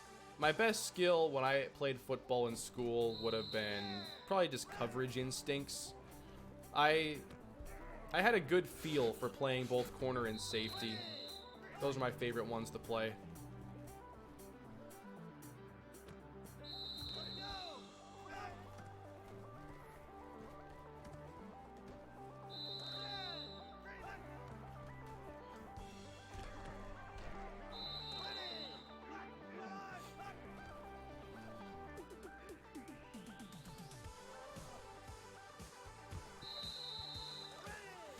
Who do I think will win the college football championship? You know, I have no idea.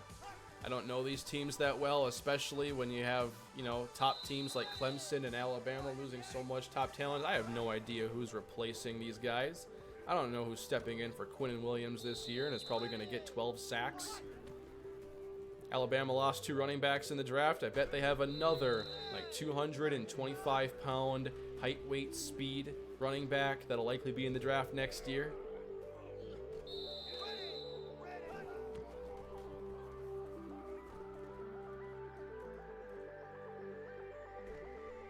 Blackjack, you can help me out here. How prepared is Clemson to replace all of these amazing defensive linemen? It kind of seems like my situation with Kalispell. Like, there's no way to be prepared. I was a D3 Daniel Foster. Yeah, I guess so. That might actually be a decent comp. Although he's a lot taller than me.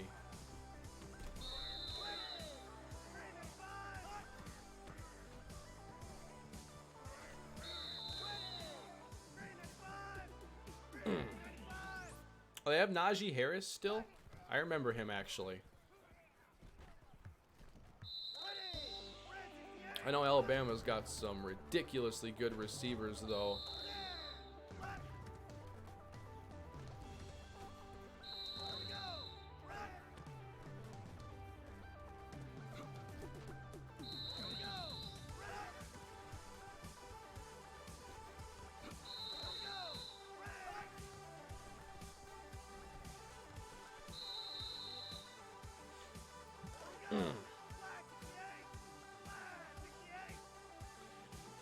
No, I did not play D3 college ball at all. Just trying to, I think, get my caliber of player down.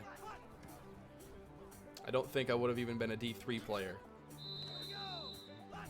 Maybe an intramural superstar at the best.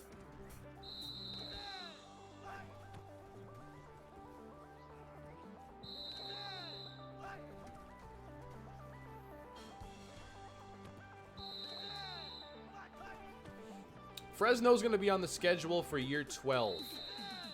Bonds needs a year before he's eligible to play, and then we will visit that scenario. Yes, I was absolutely built to be a flag football superstar. 100%.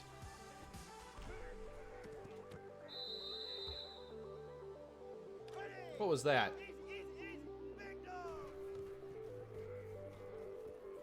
I bet flag football is going to pick up as a lot more popular sport.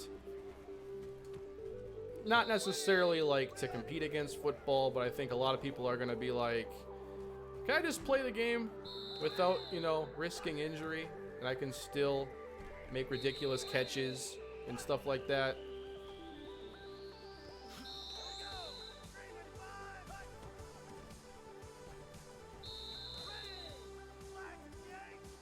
Oh yeah, Jerry Jeudy's going to be a first rounder. I don't think there's any doubt about it. That was not a good throw. Ooh.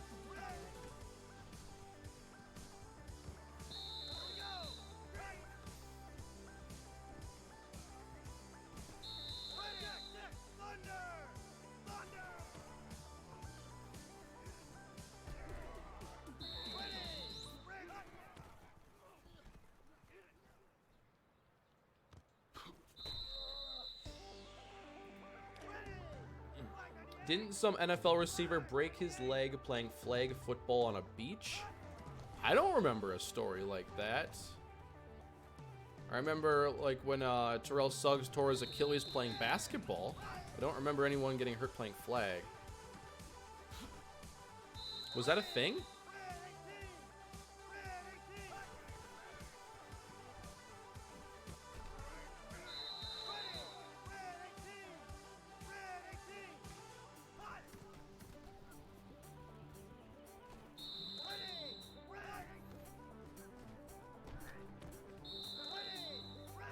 I wonder when they're going to expand the playoffs for college football, because like all it would do, like I'm surprised it hasn't happened. Like you don't want to hype up more commercial filled television programs? Why not? Like 4 teams is not a playoff really, but there was a time when Major League Baseball was just a 4-team playoff, and that sounds horrible.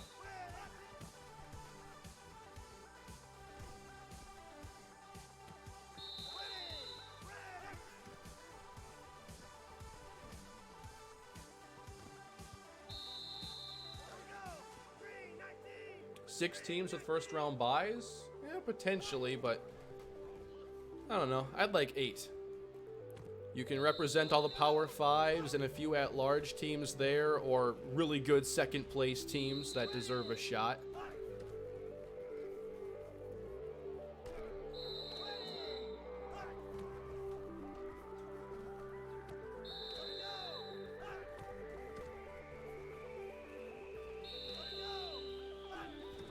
And they could pull it off because the college season is only 12 games. So if you made it an 8-team playoff, at most you're getting 4 games because of the conference championships. So at that point, if you had 8 teams in a playoff, no team would be playing more than 16 games. And I don't think that you should go more than that. Like the pros only play 16. So why should the amateurs?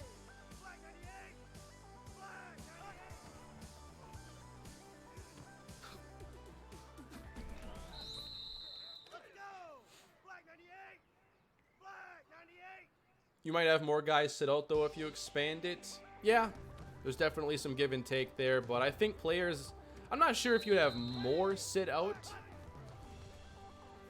I just feel like that the players that are going to sit out would be sitting out anyway, but that's definitely, you know, we're seeing the transfer portal be a big thing. We're seeing resting up for the combine and being drafted be a thing. Like, college athletics has some shaky stuff to take care of for sure. That's why when I see, like, these teams scheduling out opponents for 2030, I'm like, y'all gotta make sure you're still viable in a decade from now.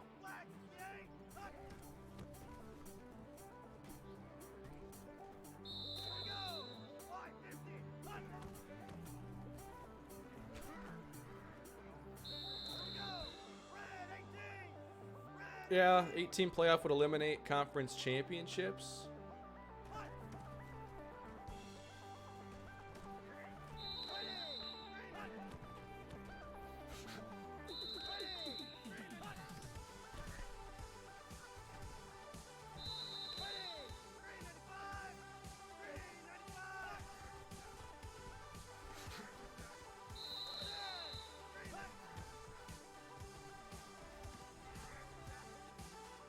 Look at the downfield blocking from Travis Clemens. That's the effort we need.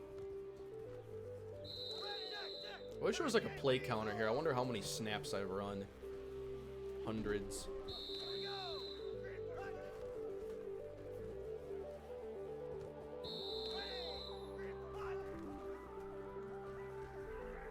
So I'm thinking Elliott Red has kind of showed enough to be, you know, a regular player at linebacker here in year 1, or at least, you know, he can play some linebacker snaps. He can be that third safety.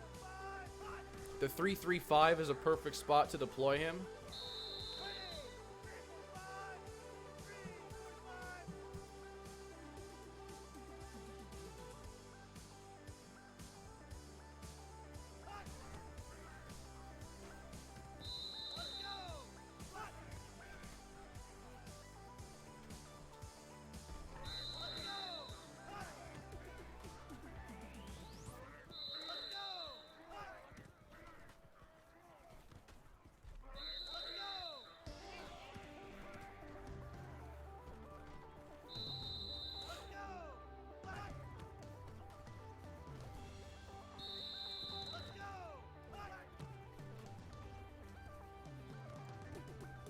expectations for this year because I really do think that our offense is going to take a major step back, and there's no way we can possibly be the same team that we've been now the last 4 years.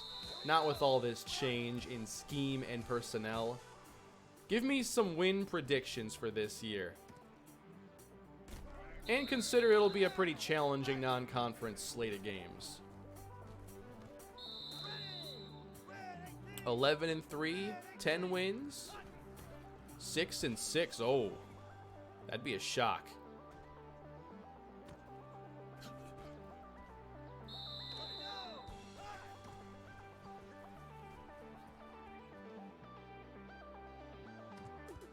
Oh man, you ruined my fun.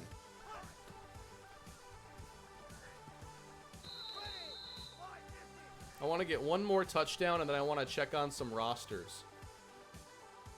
I want to see what our conference opponents look like this year, but I want to try scoring one more touchdown if I can. Anybody. Weasel. 11-1, 9 wins. Offense is going to be non-existent.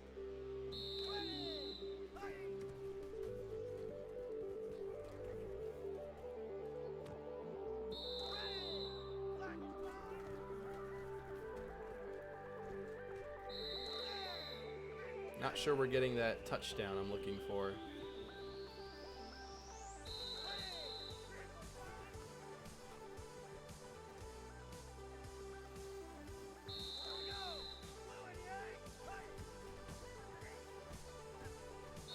Okay, I think I've seen enough from Elliott Red.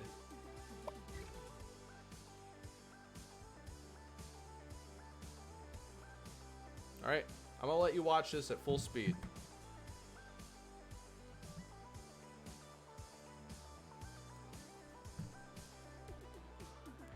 All the way from a single high alignment. That's scary.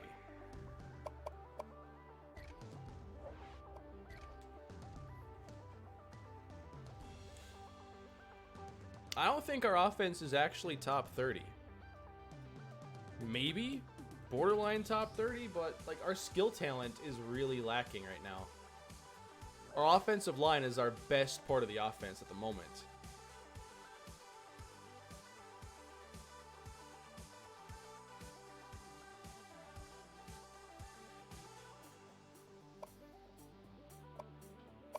So we have some games that are going to be locked into our schedule, and know we're going to play Penn State and South Florida. So other games that are locked: Colorado, Oregon State, UCLA, Washington State, Arizona, Oregon, Arizona State, Utah. Wait a minute. Really? I've got to protect that rivalry. There's no Stanford.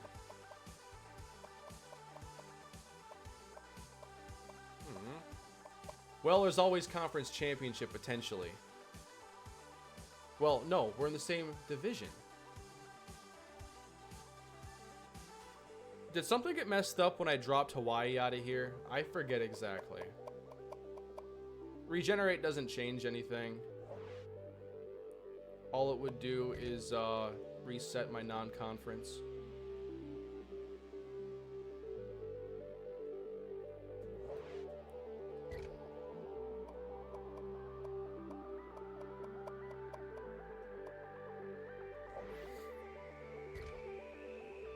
Yeah, there's no Stanford on the schedule this year, somehow. I don't think I can add them in. They're a conference foe, and they're just not on the schedule this year.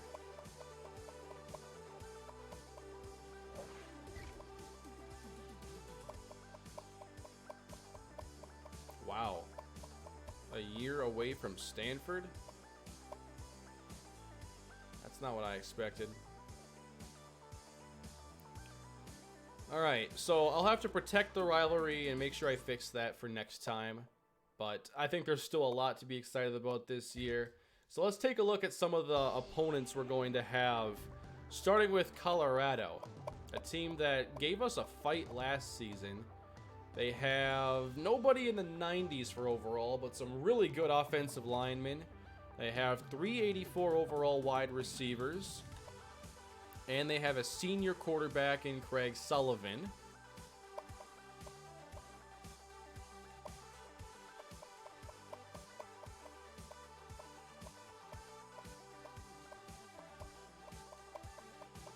Who else is on the schedule?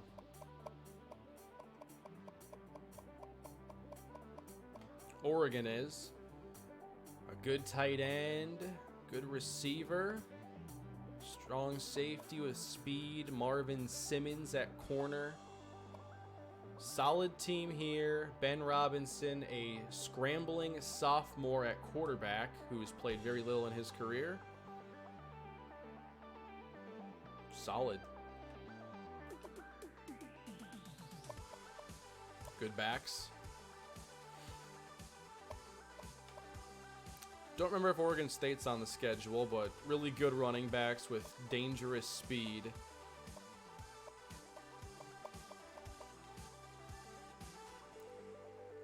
Do we play Oregon State this year? Were they on the schedule? I forgot all about this.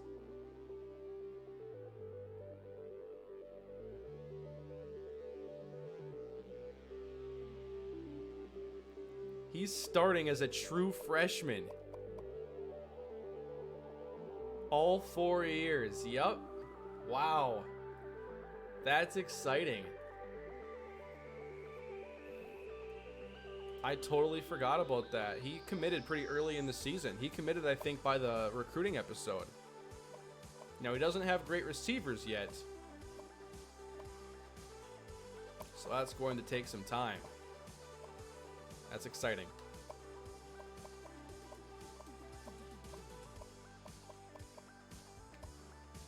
So we're not going to see Stanford. We're not going to see their new quarterback, Robert Did we see Bostic last year? I forget. Kojo is buried on the depth chart, sadly, and behind a really good freshman quarterback, too. So this could be a Taquan Layton situation. Oops, didn't mean to back out. I think there's a good chance that Kojo Clark transfers, but we'll see. He should. Yeah, Oregon State, that's week 7. We play both Arizonas. We play UCLA and Utah.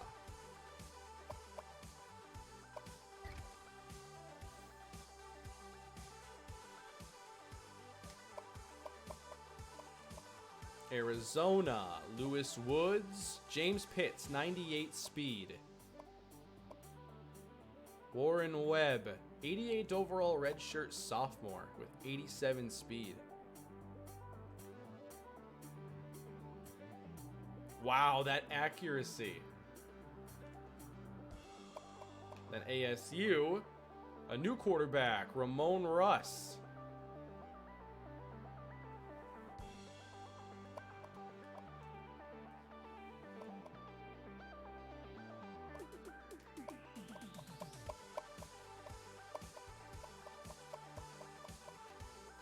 UCLA, meanwhile, has Fred Barclay. We've seen him.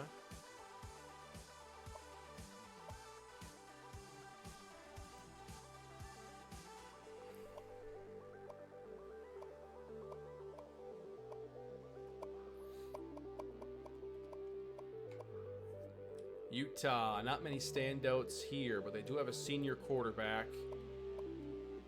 A good middle linebacker.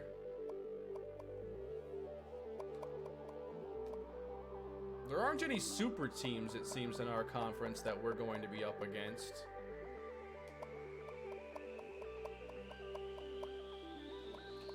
And then you get back to us. Still a strong roster, especially on defense. Luke Irvin, the freshman. Why don't we go through our depth chart quick and just take a look at the seniors? I haven't done that yet. We're playing Penn State for sure, USF. Maybe Hawaii, we'll see. They were good last year. They won their bowl game. So a freshman at quarterback, a junior at running back, junior, freshman at receiver. freshman at tight end, junior, freshman on the offensive line. So no seniors. And then defensively, sophomore, senior, senior, junior, freshman, junior, senior, sophomore, senior. So if you were to compare the year 10 roster to the year 12 roster, which we're not even into year 11 yet, basically different teams entirely.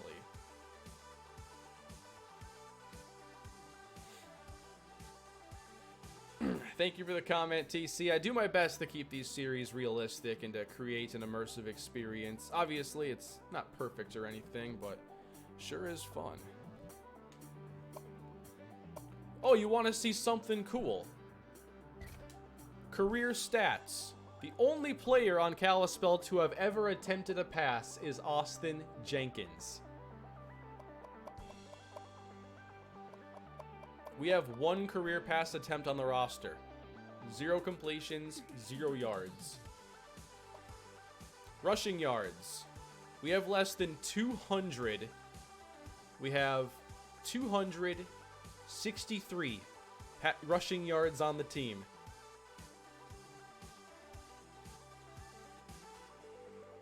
The most experienced player on our offense right now, as far as skill guys go, is Austin Jenkins, who has touched the ball 47 times in his career. Well, I guess 48 if you count that pass attempt. I'm confident, though, in Jenkins, for sure. That's it. Catching. Tyrone Houston has 17 catches for 260 yards and 2 touchdowns. The most inexperienced offense since year 1 of the series.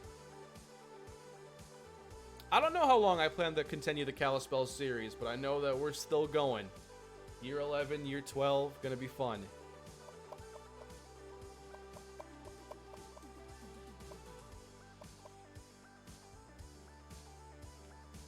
Now defensively, different story.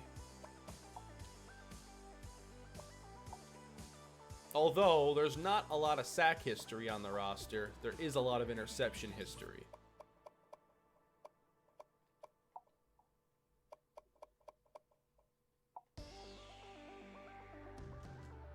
And yes, Jamari Akinjide has literally been here forever.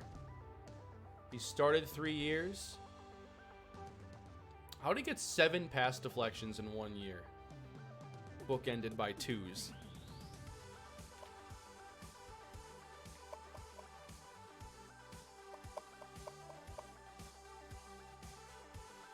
Bonds got more touches last season than Jenkins has for his entire career and transferred anyway. That absolutely happened. That's hilarious. Rick Thomas, perfect in his career.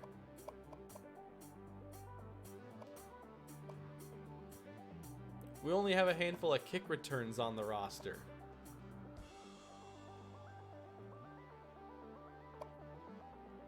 And I can't wait.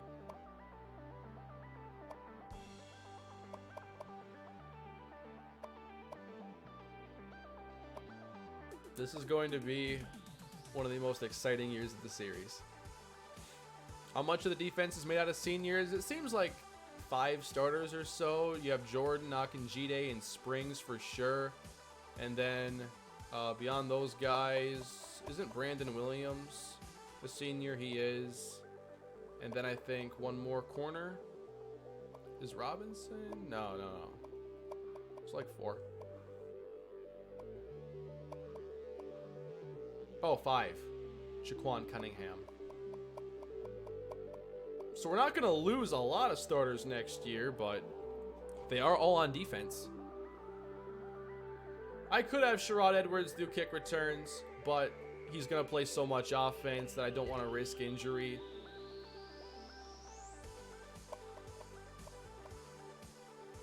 I don't think I want Howard there after all. Agility is the most important trait. And we might just roll with Sully.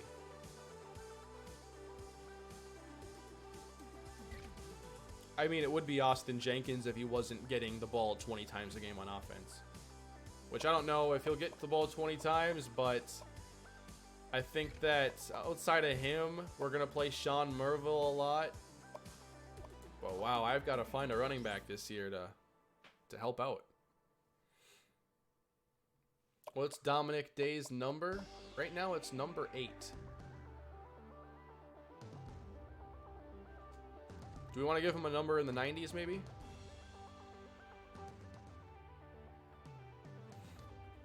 Basically, players that touch the football, out of all the positions that touch the football, we have no experience.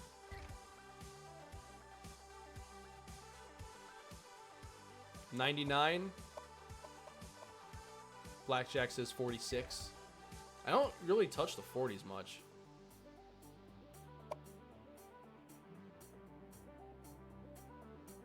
$46 isn't available though. Neither is 99.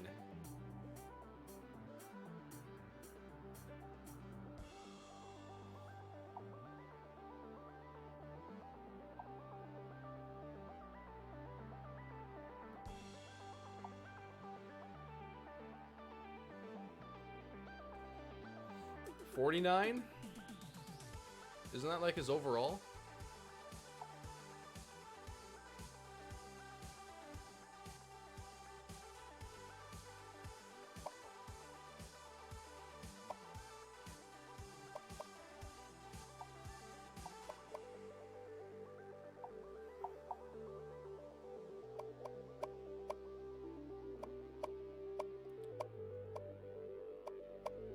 We're going to go with the high socks look.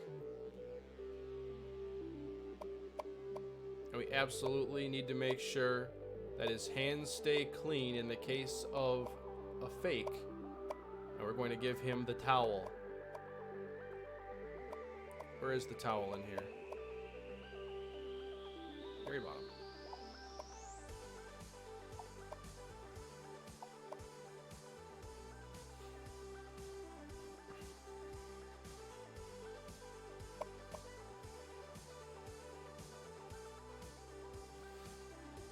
Needs gloves, an arm sleeve, a visor, knee braces. Oh, man.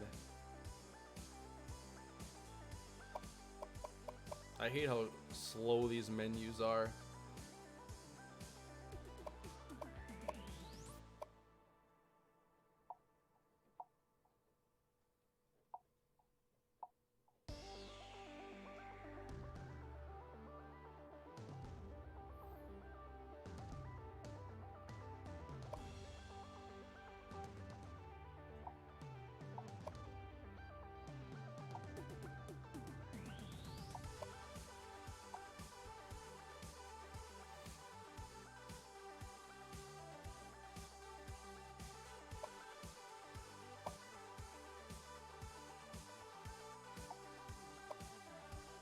You can do a lot of bands.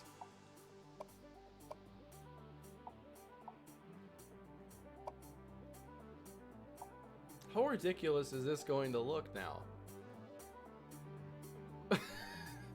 He can't wear bands over socks? That can't be a thing. We already have bands over intersecting with elbow bands.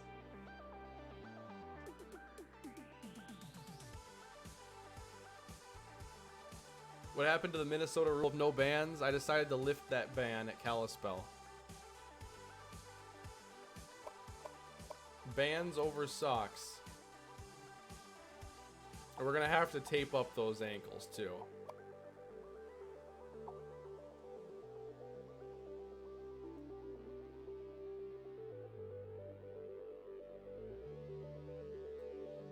You did this, not me.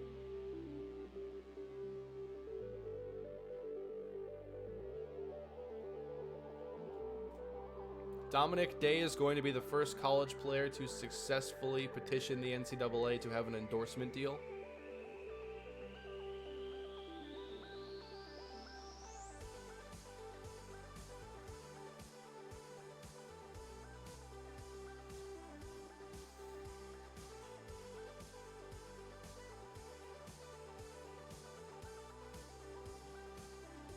Yeah, Kalispell becomes Festivus. Anytime we get like 90 minutes into an off season or a practice, you know that the only way to go is down.